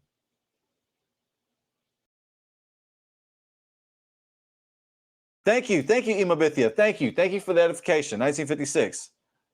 So yeah, this is not a diss to Charleston Heston. Not at all. I'm just using it to make a point. As a content creator, I can do so. Now, the movie's great, and Charleston Heston is an amazing actor. He did a fantastic job acting as Moses. He did a great job. Same with Yul Brynner. Did a great job as the Pharaoh.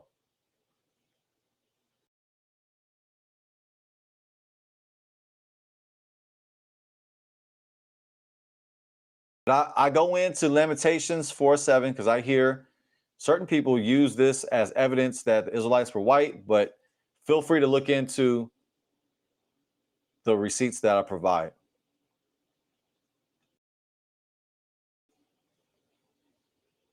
Oh, praises.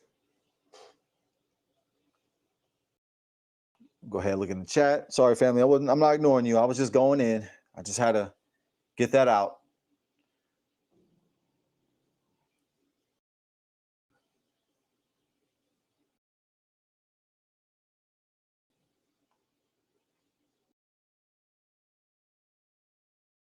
But if you'd like to join the panel, the link is on the screen.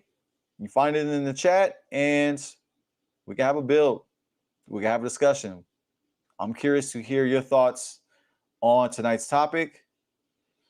I'm curious to hear your thoughts on my conclusion, my interpretation.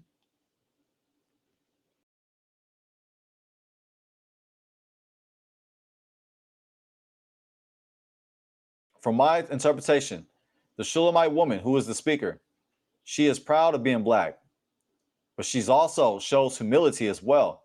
She also expresses beauty in the struggle, for she has some struggles, just like we have struggles. In this passage, it's poetry. It's poetry, family. So we got to keep that in mind. What type of what kind of style of writing that we're reading? It's poetry.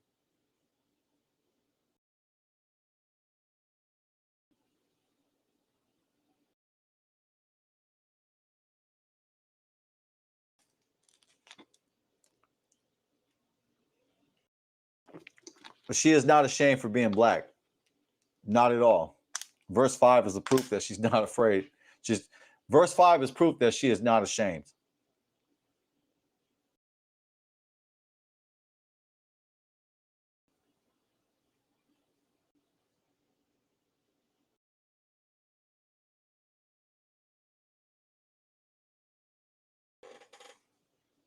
And I remember hearing that claim when I was coming into when I was learning about the truth, I didn't embrace it. I was like intrigued by it. I was watching the camps, and I remember hearing camps say that King Solomon was the speaker. And to me, it just didn't make sense. Like when you read the rest of it, it doesn't make sense. It sounds a little weird.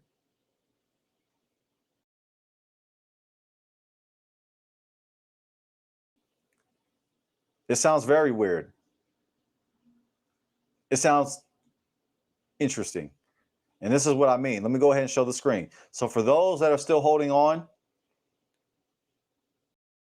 to the idea that King Solomon is the one saying, I am black but comely, check this out. Let's get the C word. Context. The young Shulamite bride and Jerusalem's daughters is how it's entitled. Verse 1. The Song of Songs, which is Solomon's. Let him kiss me with the kisses of his mouth, for thy love is better than wine. Because of the savor of thy good ointments, thy name is an ointment poured forth. Therefore do the virgins love thee. Draw me, we will run after thee. The king hath brought me into his chambers. We will be glad and rejoice in thee. We will remember thy love more than wine. The upright love thee. I am black but comely, O ye daughters of Jerusalem, as the tents of Kedar, as the curtains of Solomon. Look not upon me, because I am black, because the sun hath looked upon me. My mother's children were angry with me. They made me the keeper of the vineyards. But mine own vineyard have I not kept. Tell me, O thou, whom whom my soul loveth, where thou feedest, where thou makest thy flock to rest at noon. For why should I be as one that turneth aside by the flocks of thy companions? So clearly we see phrases like me and phrases like I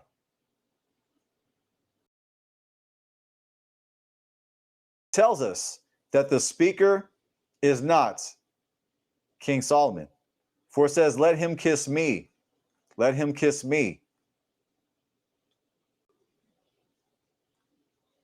I told you, fam. We really didn't even have to go into the Hebrew like that. We could have just read it in context and we've been Gucci. This just confirms it. Respectfully.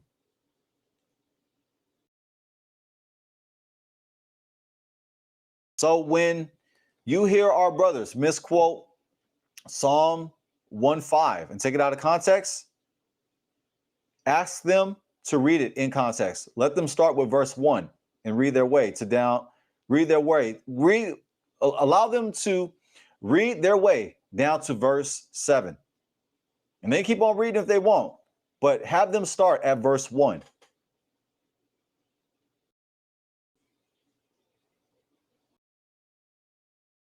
BR, what you mean, BR? You say if the word is used only once?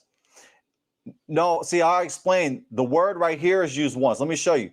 The word, let me show you. This word right here for black is used once. It's a hapax legomenon. When rabbis see this, they get the pondering, they get the wondering, they get the interpreting. They're like, this is a unique word. This is a unique word for black. Shachar choretz. It's unique. It's so unique that it's only used once in the Bible, in the entire Bible.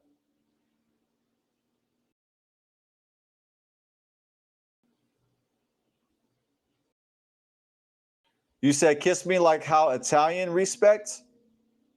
Where does it say that in the scriptures? That's your inference. And you have every right to give your inference, Brent James. But I'm just saying, where does it say that? This is a woman speaking.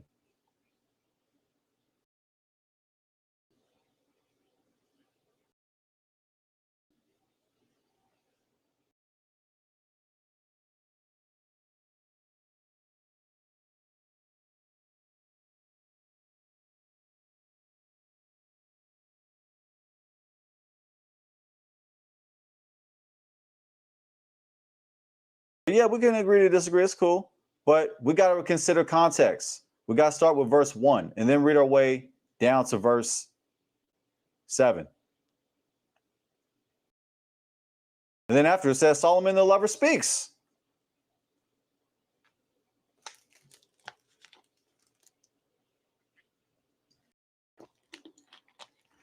Then the lover speaks. But before that, the Shulamite woman is the speaker. And the evidence is in the first word of Song of Solomon 1:5. The evidence is right here. Shachora. Shachora. Together, Shachora Ani. Here's your evidence. The two words, the very first two words of Song of Solomon 1:5 is proof.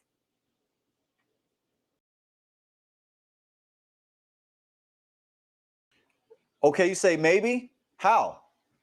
How? If you like to come on the panel, we can talk about it, Brent. I'm not going to debate you. I'm not going to come weird. We can talk about it, Brent. But let's look at this honestly. Honestly, there's other proof throughout the Bible. We can go somewhere else to prove that King Solomon was black. We don't have to use this verse. I'm an Israelite saying this. We don't have to use this verse as proof. We don't have to prove text.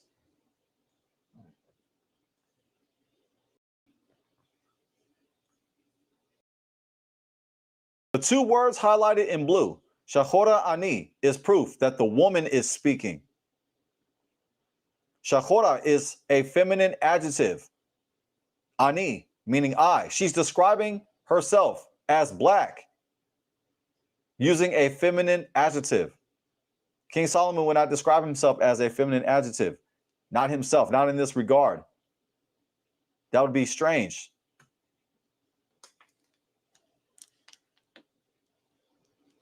No, you can come on, Brent James. You come on. It's all good. I hear different opinions all the time.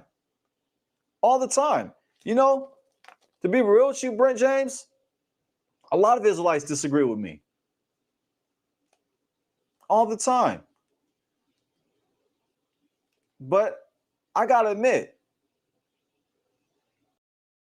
I don't always get it right. I make mistakes. I'm not claiming to know it all. I wouldn't be a moray, I'd be a moron if I did. A moray is just a teacher. It's a teacher, but it's really a student. A teacher is really a student that shares their information. So if there's some information that you'd like to share with us, Brent James, that'll make me reconsider the research that I provided here today, this is an opportunity to give edification to the audience.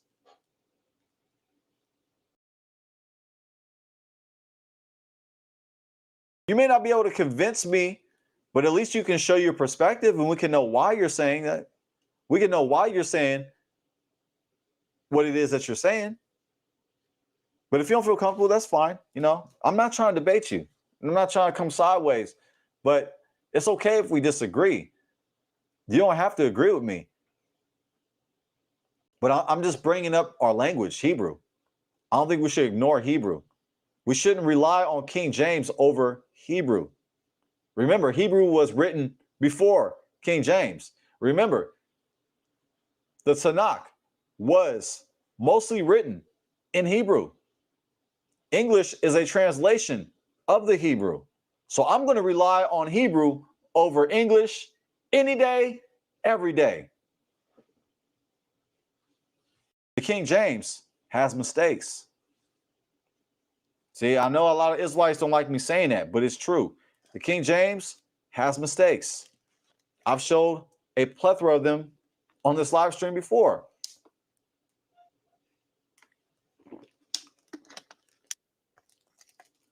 Somebody's in the chat. Let me go ahead and pull up. Let me go ahead and pull up the guests. First off, I got to say, shalom, shalom to you. Thank you for joining us tonight.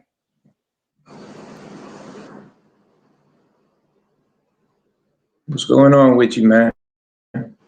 What's up, Jack? What's up? Tov, man. I'm Tov, man. I'm Tov. Tov may old. Tov meaning good. May old meaning very. Man, our creator is so good. How you doing? How you doing, King? I'm doing good, man. Listening to you, learning, you know what I mean? You teaching, man. You doing your thing. Do your thing. You know what I mean? Do your thing. You learning just like I do. I'm a student, and you know what I mean? I learn, I teach, I'm a student, both ways. Yeah, man. Really, I I'm have getting no argument with you, man, because you just learning words. You learning the meaning of words, black in Hebrew, and you lacing it up with the Solomon and his wife, and you just explaining how the meaning of the word black. That's what you're doing. Like, and I can't dispute nothing with that. So you do your thing, but you wanna rap with me. So you know I'm on here now. We can yeah, build. yes, We can yes, build.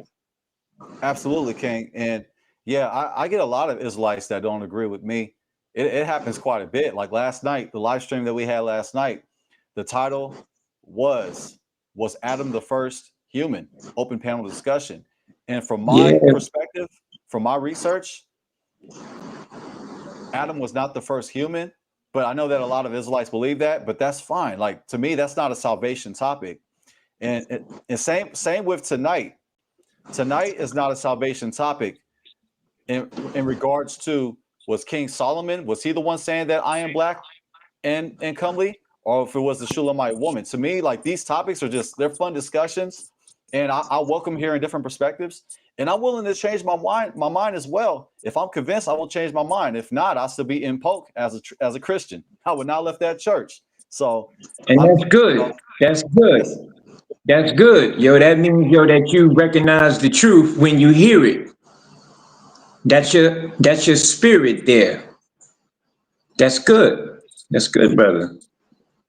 Um, yeah, man, that's really good. Yo. Like, I'm a excuse me, I'm a Muslim, and that's what I study.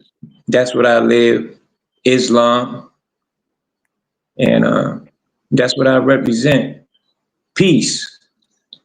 Do my Lord's will in this well, world, the I gotta hereafter say, too. I gotta say to you, assalamu alaikum, assalamu alaikum. Walaikum salam. Hallelujah. And you know what's fascinating too? And I got you, Yakeba. I got you. I'm going to bring you in. Let me just land this point. I'm going to pass the ball over to Yakeba. But I want to say to you, Brent James, that Yeah, the word salam and shalom, they sound alike. They both mean peace, if I'm yeah, correct. yo, Peace, they correct? related. Yeah, yeah, Yeah, hey. they are So, like, related, bro. They cousins. They cousins. That's why I'm here, bro. That's why, man, I'm listening to you. I don't listen like to anybody, brother, but I'm listening to you. You feel me? talk to him. Talk to him. That's right. That's right. We Yeah, cousins. We're cousins. Yes, yes. And you know, and in Hebrew, this is a common greeting within our community. We say shalom aleichem. We like to say shalom aleichem. Oh, shalom aleichem kind of yeah. sounds like shalom aleichem. Walaikum So salam. we got some similar Yeah, words. we do, yeah. Yeah. Hey, check this Hey, what? Check yo, this out. you Brother, know right? why, right? Like in brother, right? Ak. In Hebrew, we say ak. I believe in Arabic is it also ak as well? Do we Yes, say it ak as is. brother? Yeah. And yo, you know why that is like that, right? Because we Oh, go worship ahead. the same God, one God.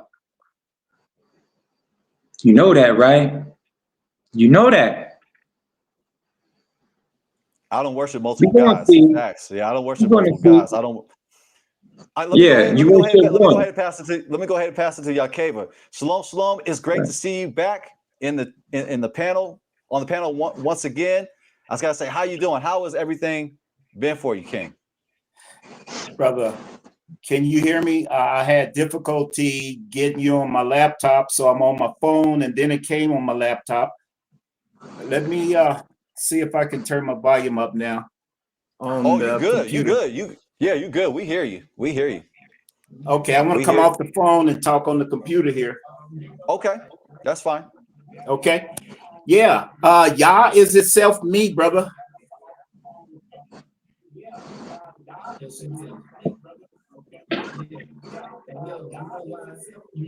Uh-oh. Are you there? Are you there? Yes. You might Can want you to hear check me? your screen too. It looks like your screen. It looks like you're in the Matrix. It's frozen. Yeah, something's going on. Here, hold on. Okay. Can you hear me now? Yes, sir. Okay, I'm on my phone. I'll just go with what's working. I'll ignore what's on the screen. I can still see it on my phone. I got it on 2 devices, right? We see you and we hear you. We see you now. We hear you. To answer your question, brother, existence is everlasting Yah doing itself me. Clay, breath, first of all, fountain of living water. What's last? Blood, fountain of living water, blood, spirit, earthly clay. I'm kind of nervous as usual. It's reminding me of days in the Christian church. When it came time to testify, I'm shaking and trembling, but want to say something. So ain't much changed, except Yah has grown me to answer and partake. So now the topic, I am black, but comely explained. Hallelujah. You probably saw all of us, Yah's images, mankind in the chat. No different here. Just sharing a lot about Yah, not so much about I. But that's the first word in the title, isn't it? So I, hallelujah, is divided 3/4, halfway down. That's a Y. Hallelujah. For Yah, the King of glory, the source of the story, back then, now, of the feminine woman, man. Yah is all of that, first, last. Y-A-H, Yah to you, brother. Yah kept Yah, me. What does that stand for? Well, Yah, we know that stands, it's a shortened triune version, but Yah's quadrant name. I'm under the impression, until corrected, that it is comprised of 4 consonants. You see, frontward, backward, it's still Yah or Yod He Wah He. Having said that, brother, praising, celebrating this opportunity to once again communicate with God's family, because I think we're all aware of shadow banning and being comments not shared with the platform in the comment section, etc., yada. But that's Yah doing all of that. It's a time, a place for everything. Eventually, you see Yah's overturns all of that meddling by Yah YouTube, Yah, or Yah any other platform. It's Yah. Existence has no equal. And it's a wonderful time, as it's always been, to talk about Yah, the great I am, which past particle, I'm not a good in English, but nevertheless, am seems like means the same as be. I be. I will be. I am that I am. I will be what? The generations of existence. Day 1, mankind. The 6th day. Yah. Is mankind's life? Is it Yah? Go ahead. Okay, but okay, yeah. Let me go ahead and interject. Let me go ahead and pass the ball over to Brent James. Because yes, right, I also I invited anybody to come on this platform, but I know that it kind of sounded like I had the impression that there was a little bit of pushback from you, Brent James. But if there was, I'm curious. Maybe we can go back. I know we had a little bit of Never that really. Yesterday, man, I was listening to you yesterday rap about Adam. Yeah, I mean, and that was a nice one yesterday, yo. That was a good show. It really was. You know what I mean? We got it in, and it was lot of ideas on there that made me wonder about it. You know what I mean? But I was taught that Adam was made of black mud, and Allah blew His spirit into his nostrils, right? And He told him be, and he was, and He made Jesus almost like Adam, like in Adam's likeness, because Adam didn't have a dad or a mother, didn't have a dad or a mother, and Allah was his maker. Now, but this next Adam, he's made of sperm mixed with ovum, blood and water. That's the man right there, made up out of the earth, earthly Adam. But he's made with sperm emitted, not out of no man. The actual sperm mixed with the ovum. You understand? And so, like, it starts off with like this: Adam's one. Then up under him, you got Adam that's on earth. No, both of them was on earth. We know that, right? But this Adam was man, like me and you, man. You understand? And out of that man, he made Eve. Out of Adam's, that spirit that Allah blew up into him. That's like his essence, spirit, whatever it is. His mate was made of that as well.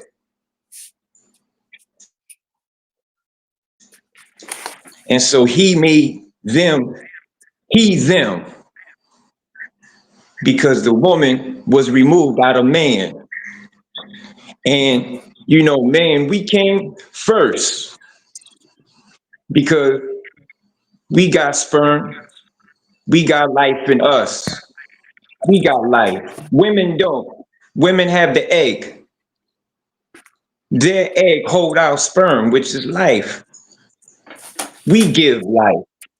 They receive. We give, they receive. Men, we serve, they receive. That's how it works. Man, Brent James, you sound like a Hebrew. You sound like an Israelite. You sound like an Israelite. A lot of Israelites say that. I sound like a Muslim. That's good. Let me go ahead. Well. Correct me What's if I'm that book, brother? wrong. Correct me if I'm wrong, but doesn't Islam mean to submit? Islam means peace. Peace. Now, Muslim means one who submits his will to the will of Allah. Thank you To for Allah's the will. edification. Thank you for You that. Yes, good. Muslim means to submit. Yeah, Thank you, King. no doubt. Yes, Behave yourself, basically. You feel me? That's I'm all glad. what being Muslim I'm, is about. I'm Behave glad you shared. yourself. Yeah, I'm glad you shared those perspectives because, man, you sound a And lot. pray. You sound a lot like our brothers, and I like to say, what I believe is true. From my research, I draw a conclusion based on what I analyze, and like I actually say the contrary. Like I actually disagree respectfully. Like I see it differently than Yeah, no how problem, bro. many No problem. Israelites and like you see it. Like I believe, according to just what science, the studies will say in science, that the woman came first, that the black woman came first, that we all come from a black woman in Africa. We don't know exactly where in Africa, but to me, like that's where my research leads me. So like I go outside of the Bible when it comes to who was the first human. To me, the Bible, it's not crystal clear. To me, Hey, yo, it says like, male and female. It says male and yeah, female in the Bible. Yes, yeah, it says male and female, but it's just it says, you know, Elohim created mankind, but it's not specific whether if male or female came first. Adam comes later on, from my perspective. So then, for me, the Bible's not a scientific treatise. It contains science, but that's not the objective. It's not a scientific treatise, but we have the power to tap into wisdom, to chokmah, which is the power of the question. Wisdom is the power of the question and the application of the knowledge. So with that said, we have the freedom to look into science. And that's where I see it differently than how you see it and how many Hebrew Israelites see it. I believe that we all come from a black woman. And I say that why with though? all respect, Why? all due respect.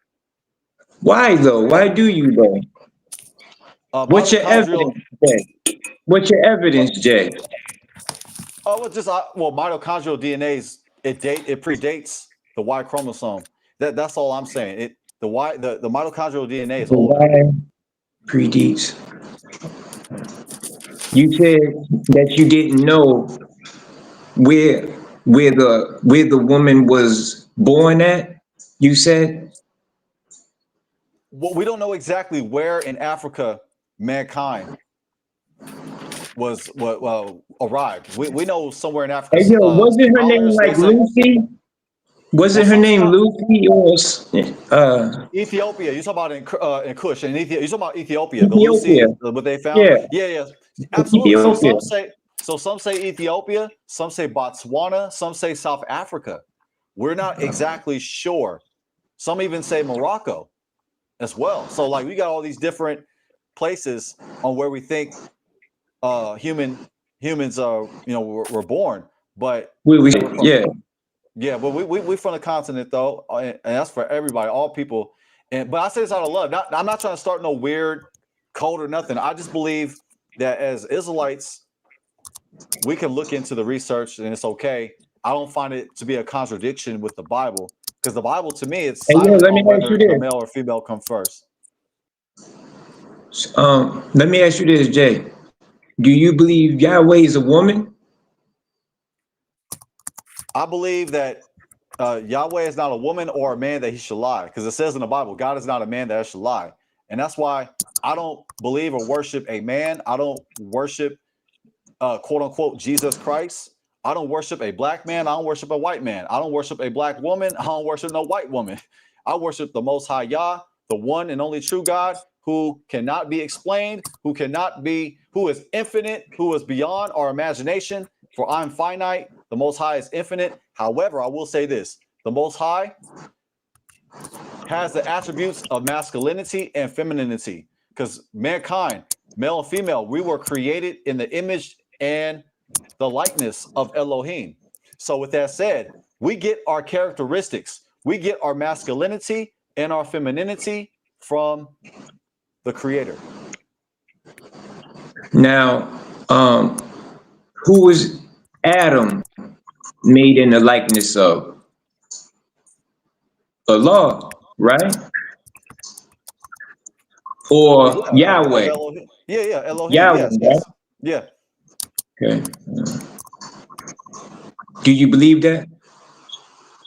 Well, yeah, I believe that we all are. All men, not just Adam. I go beyond Adam and Eve. I'm talking about all of us. I'm talking about all men and all women. And I'm including everybody that's of all different ethnicities as well. Like I'm mulatto, I'm mixed. So like for me, it ain't no hate thing over here. Like I'm an Israelite that welcome everybody. It's salvation's for everybody. Ain't no bitterness over here. And I believe that all people were created in the image and glory, the image and likeness of the one true God, or of Elohim. However, I will say that, if we're gonna keep it a buck now, and this is out of respect, the black man, the black woman came first. However you want to look at it, if it was a black man or the black woman, however you want to slice it, we all come from Africa, and Yeah. it's all out of love. So I can agree with Yeah, that. I that's also want to say automatic. that. That's automatic, though. Yeah. I also want to say real quick, I'm gonna pass it back to you. I also want to say that a lot of brews hate when I say this. They hate when I say this. But when you ask me if Yah was a woman, they hate this. Check it. The word El Shaddai, Shaddai means breasts. It means breasts. I did a video on that. Really? And Really? yes, El Shaddai means breasts. It doesn't only mean breasts, but it means like fill. It means also God Almighty. We translate it as God Almighty. It means like a violent one, a destroyer. It means filled. It means a mountain. I mean, look at the shape of a mountain. Look, and also Yeah. fields also, they Same personify shape. fertility. But the word Shaddai Yeah. itself, like from a Hebrew, I did a Food whole too. Patreon. I did a Patreon Food. video on this, by the way. But the word Shaddai means breast. So the word El That's Shaddai means interesting, man. power of my breast. Power of my breast is what El Shaddai means. A lot of brews can't handle that. But Well, we don't worship. I don't worship a woman, well, but that's what the word means, though. If we want to keep it 100. listen. No. The word breast means a man's chest.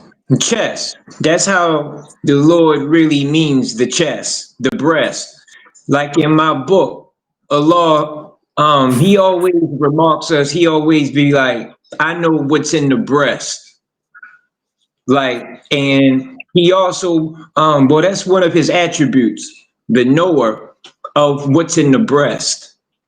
And he has another attribute of, he's the knower of what's in the hearts of men, and the knower of what's in the hearts. But they don't really mean breasts like women breasts, brother. He don't mean it like that. It means man's chest. And Yeah, brother. that's where I disagree with you. No, because the word Okay. Shaddai, it comes from shad. Shad is a breast. It's a teat. It's literally a teat. I can show on screen. It's talking about a Hey, woman. Like men now, don't have, they yeah, don't have women. So like from a Hebrew perspective, that's the women do name not, they use, men a don't T, have a T. breasts. Yeah, a T. Mm-hmm. So Shaddai That's is what they would plural. use. Yeah. But what I'm saying is Shaddai is plural, like how Adonai is plural as well. Like Adonai means lords, but we're referring to the one God, the one true God when we say Yeah, more Adonai. than one. Same with Elohim. When we say Elohim, we're not talking about multiple gods. We're talking about the one true God. So like I'm Shaddai here. is the same. It's multiple. It also can mean my breasts I'm as here. well. Shaddai. So I'm giving you a Hebrew perspective that a lot of brews are afraid to even look at. And hey, when I put that Oh video yeah, out, man. It's an argument. when I put that Yeah, video it's an out, argument. I got 2 likes. And I was one of the people who liked it. Yeah, So that means somebody out there gave 1 like to that video, but nobody liked the video because they can't that's all you need imagine is one. the divine feminine of the creator. The creator, for whatever reason, has to be masculine. I think that's strange and weird. We all You come know from a woman. why though? You know why that is though? Oh, go ahead. Because women here, like, they act really evil in a way. Like, they hurt you. Well, that's how it is nowadays in the world, man. And it's like, you know, and we just deal with the pain of these women our whole lives, and we look at it as, wow, man, if this is God, man, if God is a woman, then that would explain all the pain that man has been going through, really. But I don't believe that. I believe that my Lord is of a man, he. And men, we know how to love, we know how to build, we know the truth, we can handle the truth. We have compassion in our hearts. We do. We know how to love, forgive. We have all these attributes.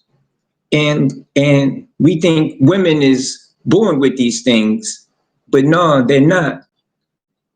We have to earn those attributes, those Let me go. strengths. Let me go ahead and Yeah. welcome to the screen. Yahweh is King 77. Thanks for waiting patiently. We're passing the rock right to you, man. Thank you. Thank you for joining the panel. It's good to see you.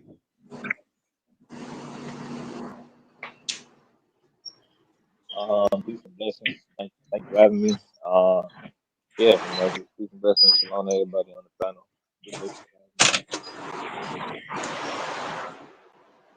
I'm curious to hear what's your I perspective don't on tonight's topic.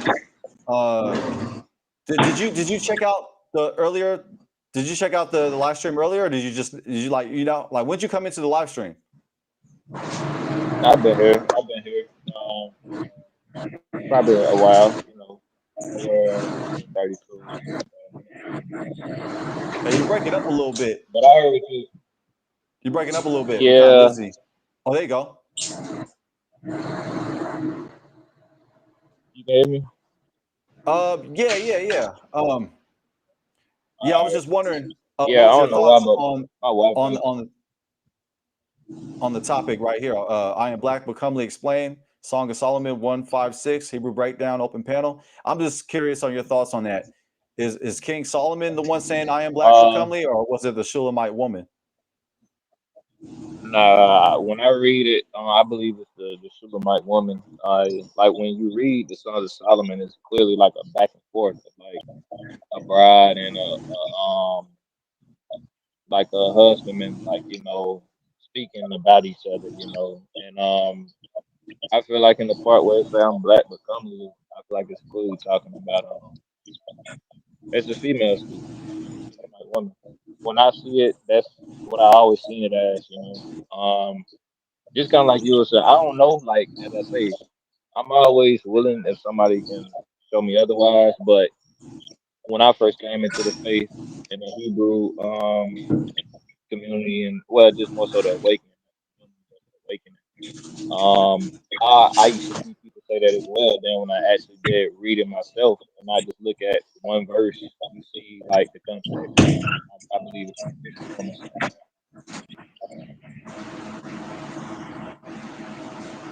I caught most of that. Hopefully, Ak, you can adjust your mic a little bit. But yes, I agree with you. I believe that the Shulamite woman was the speaker. She's the one saying, I am black and beautiful, not black but comely. She's saying, I am black and comely. And I know Brent James, it sounded like in the chat you were saying that King Solomon was the speaker. But like, if you like to elaborate on why you believe that King Solomon is the speaker, you got it. I never really read that scripture, man. Actually, like I just heard my whole life hearing brothers, rap, and they always acted like it was him who said, I'm black and love me, you know, like, and I just burn like the sun and love me. And that's what you always heard your whole life where I'm from. So, like it never was a thing where as though he was like, that was a woman, that was a woman being written down, speaking that, like in record. You know what I mean? That was never on our minds. That was out of his mouth, is what we thought. Like, and that gave us the pride, actually, made us strong. And this was in the 90s. This was in the 90s. Baltimore. Baltimore. So, yeah, I mean, but I really, I never read Solomon's books. I just really read Gospels because I really wanted, like, I was really um, into Jesus, real heavy, like. And so I was like, let me learn his style and line it up and get it moving. And wise words I would read a lot. They would help me a lot. And the Gospels, that's it. I mean, but with him, we always knew that it was him repping black power, basically. You know what I mean? That's how we looked at it. And so when you was like, no, this is a woman, I said, okay, well, this is his opinion. Let him learn let him seek, and you know, when it's right on his heart, he'll learn how to prove it with truth that everyone will digest right and grow out of it. And like when I look Okay. into the Hebrew, it says Shachora Ani. I'm just curious because in Hebrew, the word for black is Shachor. It sounds like Tupac Shakur. So I'm curious, in Arabic, what does Shakur mean? Does it mean black as well? Does it mean something else? I'm just curious. I was curious. I think it means like wisdom of a snake. Yeah. That's actually pretty deep because the word Shachor, which means black, it comes from the 3-letter root Shin Chet Resh Shachar, which means to seek the light. It means like to seek light, to get up early in the Yeah. morning, to get up in the dawn, and to seek Yeah. the light. So I think like there's something there. There's like the connection with wisdom. It has to do with like searching. Like the word shachar has to do with like searching See it? and looking and discernment. So I think like there's something really mystic and esoteric with the word shachar that is very beautiful. So like the word shachar or shachor, meaning black, it's not always in a negative sense. Sometimes it's in a beautiful sense. Sometimes it's in a righteous sense. So like, you know, Yes, as it is. children of God, we should search the truth. We should search the light. The light. Hey yo, because that's where I'm at now in life, man. Because I'm mixed like you, and I never really was loved by the white nor the black, and so that made me just roam alone in this world and mold me. You know what I mean? And learn how to manage myself and my like emotions, and and when I what was I speaking about again? What was I speaking about, Jay? Oh yeah, just How to you speak. Yeah. I recall just your journey. You know, being light skinned. You know, just dealing with dealing with what you had to deal with. You was talking about being yeah, light skinned, dealing with struggles, and then you well, walk talking about your journey for truth. yeah, because you know, there's no love out there, man. There's no love out there in the world. You got to learn how to love yourself, man. You know what I mean? And I didn't know how to do that because I didn't know who I was. You know what I mean? Now, um, like I've learned with Islam that it's not about black and white. It's about living in the dark and now living in the light. You feel me? That's what it's all about. The light. You know what I mean? Good and bad, wrong, right. And hey, man, like I look at me being black and white, that I'm like, what could they make if they united? That's how I look at our race being mixed with black and white. Like, look what you can make. You can make a God, righteous man, good man. You know what I mean? Like out of all that hate, misunderstanding. But, you know, we do have natural enemies, and being what I am, like I deal with a lot of hate, with a lot of anger. That's the German blood in me. The black blood in me is that righteous blood,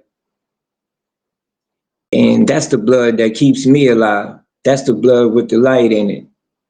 And basically, I'm just trying to um, purify the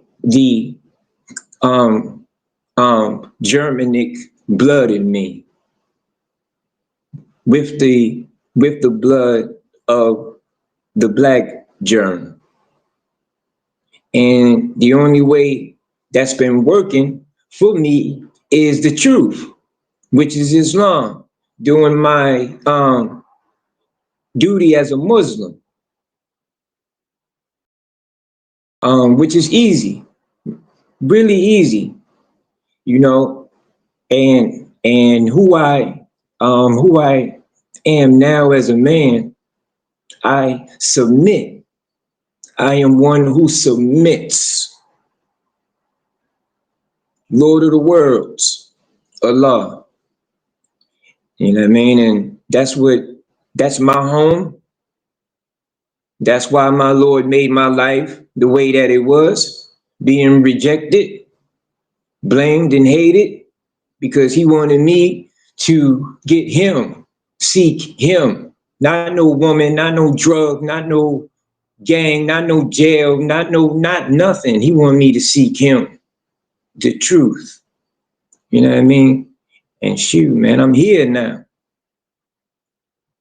And man, listen, I'm just right now, you know what I really want to do, man? Like, I just want to get my next life in order, because I messed this life up a lot. You feel me? Doing wrongdoings, living wickedly, stupidly. But man, I made it through and I'm here. A lot of my brothers didn't. They dead, locked up doing life, ain't never making it home. And so I got to stay out for all them, and I have to do right. So I have to submit my Lord. That's it. That's all I got to do. And I have, and I must observe my duty as a Muslim. And my Lord will do the rest. Because when you on a righteous path, many treasures lie on the righteous path once you on it. But you got to stay on it. And it's hard. It gets harder when you on it, but you built for it. You built for it. Thank you. Thanks for bringing that out. That was powerful. That was powerful, Brent James. Appreciate that. Peace, Let me go ahead and pass it over to Yahweh is King. Sorry, King. I know, man. We're not dodging you. Hopefully you can. Hopefully you got your setup. Is everything's working fine? You there? Yahweh is King.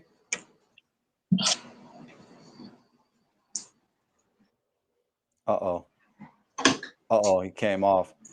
You know what? I'm over the 2 hour and 33 minutes. Usually I go around this time. I think I'm gonna go ahead and close out. I appreciate you, Brent James, for coming on the panel. And I asked you to come on, and no doubt. I'm glad that you did. I'm glad that you did. This was a good conversation, and this is all I wanted. I just wanted to have a conversation. I wasn't trying to have no debate or nothing like that. I mean, I'm not a master debater. It's not my thing. Yeah. I'd rather just share information. Me either, man. Me either. Yes, sir. Yes, sir. Go ahead, Yahweh is King. Yeah. You know what? Peace, man. Glad I came up here. We're actually closing out Yahweh's King, but I want you to go ahead and go as long as you want, and then we'll pass it over to Brent James, and then I'll close out. But go ahead, Yahweh's King. I'm sorry for putting you on hold like that, but hey, get off your chest whatever you want to get off. If you want to go ahead and rebuke me, correct me, edify me, you got it, King. I know that. I just want to actually speak on something.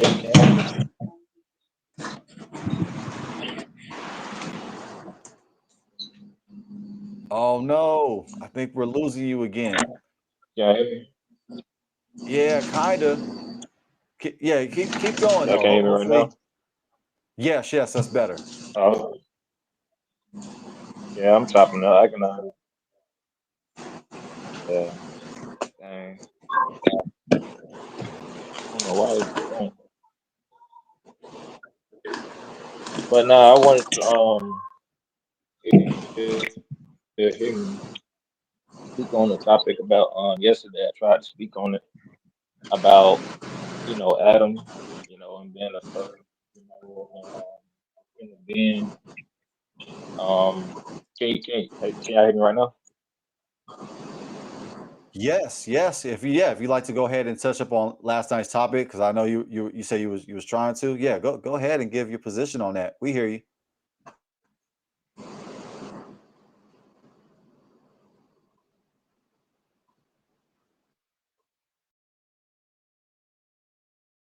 Oh man, I think it happened again. I think we're having a connection Oh, problem. okay. Can y'all hear me? I'm trying to see. Oh, I'm okay. on the Yeah, we screen. hear you. We hear you now. Yes.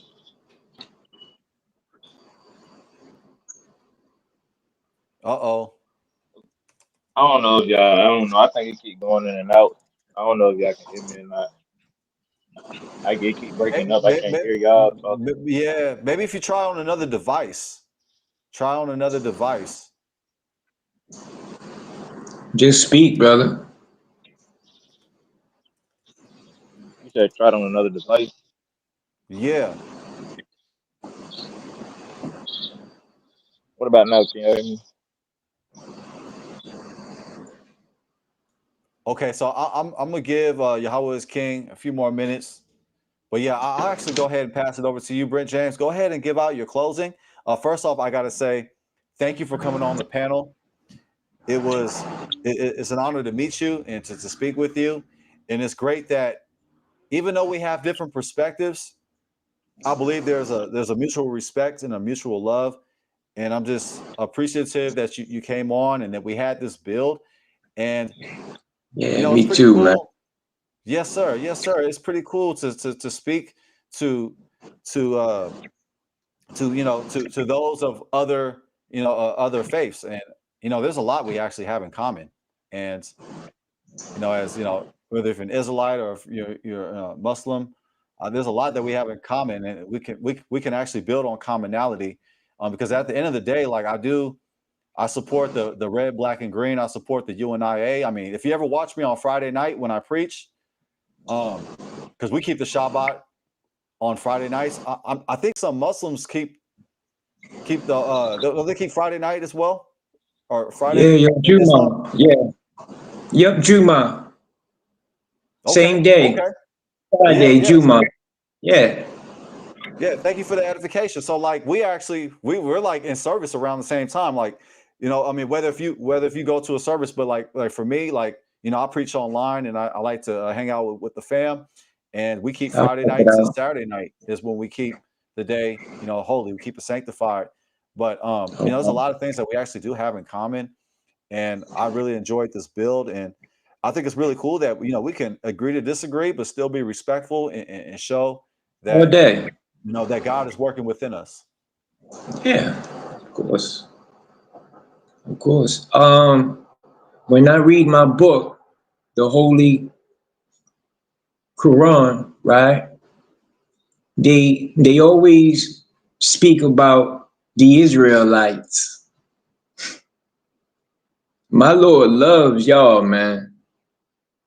He love y'all, man, with a passion. Hey, man, at one point, right, y'all was asking him, give y'all these onions and lentils, some food y'all wanted. And, he gave you a little bit, but it wasn't enough. You wanted another food, man. And you just kept with that food thing. And what Allah did was lift up a mountain and he held it over your heads, man. And he didn't drop it. He showed you mercy because he's the merciful. You'll watch this though, right? But he loves y'all with a passion. Allah loves the Israelites. And now there's a party that's that's that's out of the Israelite nation that believe in their Lord, that submit, that are loyal, and they don't lie. They don't make mischief or bloodshed. A party out of y'all that is righteous. So, you know what I mean? You know what I mean? Like I might be speaking with one in the making right here with Jaden, basically, what I'm trying to say. All right. And so I'm gonna leave with that, man. You know what I mean? I'm happy to be on here. Thank you for having me on, even though I didn't want to stop through. You know, yo, but you pressed it. So, you know what I mean? Mulatto love. So I gotta spread that mulatto love. So, you know, just here you go. All right.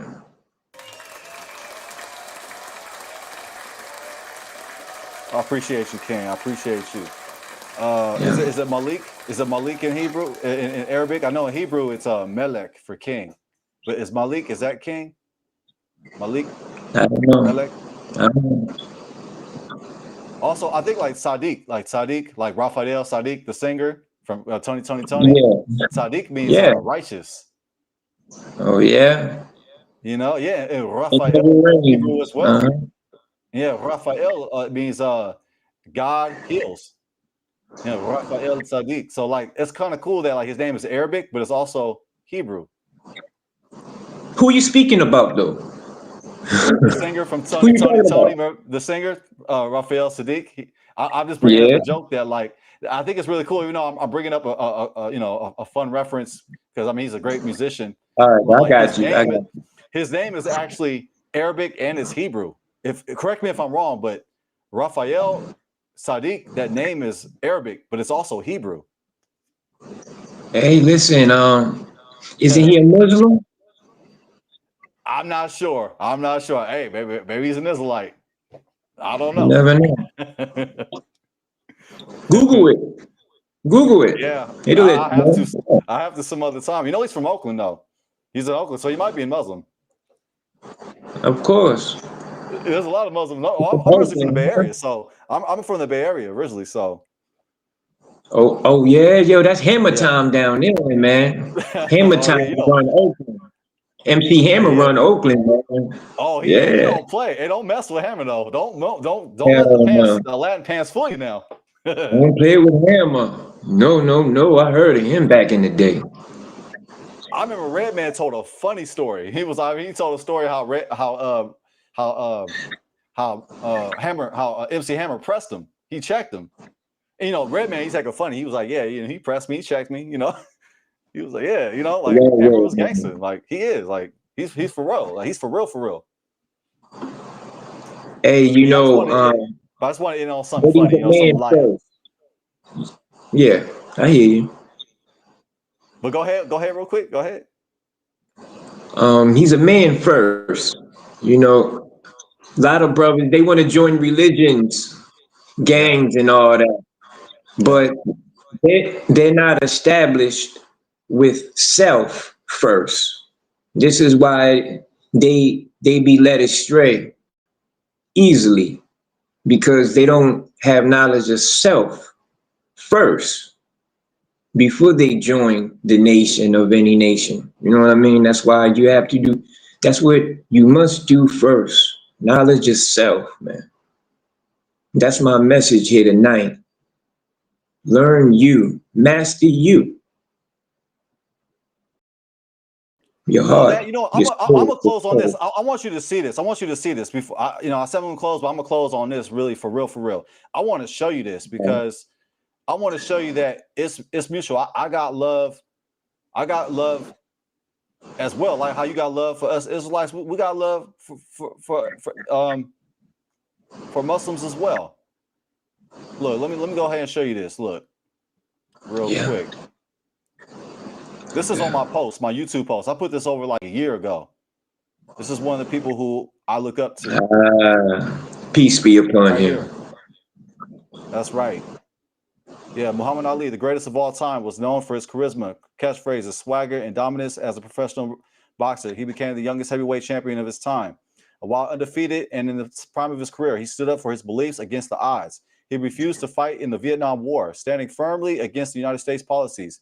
Ali paid a steep price for his courage, losing his heavyweight title and his boxing license, and forfeiting countless opportunities and millions of dollars. Later, he was reinstated and reclaimed his title, proving he was still the best. Ali's journey did not stop there. He embraced a new identity, became a part of the Nation of Islam, and changed his name to Muhammad Ali, a reflection of his faith and convictions. Members of the NOI had said that Black people are the Hebrews.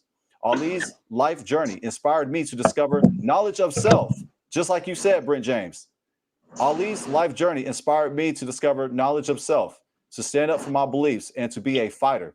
Thank you, Muhammad Ali. Happy birthday. This was on his birthday. I put this post. Yeah. And also want to end on this one too. I'm gonna go ahead and end on this one. Okay.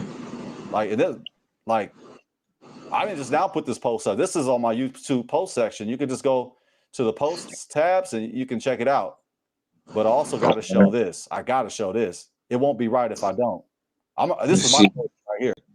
Check this out. Check it out. Let's go. Peace be upon Brother Malcolm too. That's right. Celebrating the legacy of El Hajj Malik El Shabazz, Malcolm X. On this blessed day, we honor the life and contributions of Malcolm X. He fearlessly challenged racism, advocating for civil rights, knowledge of self, and self-determination. His powerful words and actions sparked crucial conversations about systemic oppression and the fight for liberation. Hebrew Israelites and our people Look, I said, and our people. That's my words. Hebrew Israelites and our people of the Islamic faith, especially in the Nation of Islam and Moors of America, maintain love, respect, and collaboration. Let's go. In fact, according to the legendary Professor James Small, one of the closest men to Malcolm X was Rabbi Matthew. If you're an Israelite, you don't know who Rabbi Matthew is, do your homework. We have to know who this man is. This man is a legend in our community. Rabbi Wentworth Arthur Matthew is a pioneer in our community who founded the first Black synagogue in Harlem, New York City, in 1919. Even though we have differences in beliefs, Malcolm X and the Nation of Islam has said that they and we are the Hebrews, the children of Israel.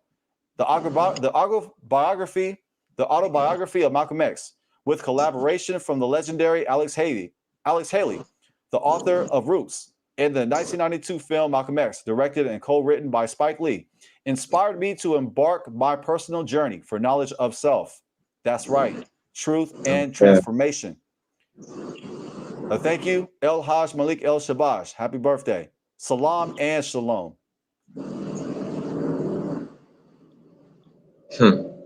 That's beautiful. I respect that. Yeah. All glory, all praises. Yes. So that's my closing. Any final words before we head out of here? No, I'm good, brother. Sewn up tight. Right You on, good? King. I appreciate. Yes, I'm good, man. Yeah, thank you for joining this live stream. I hope that you have a blessed evening. I'd like to thank everybody in the chat. I'd like to thank everybody listening online. That's Brother Brent James. I'm Jaden Israel. Until next time, salam. All right. And shalom. Salam. That'd be cool.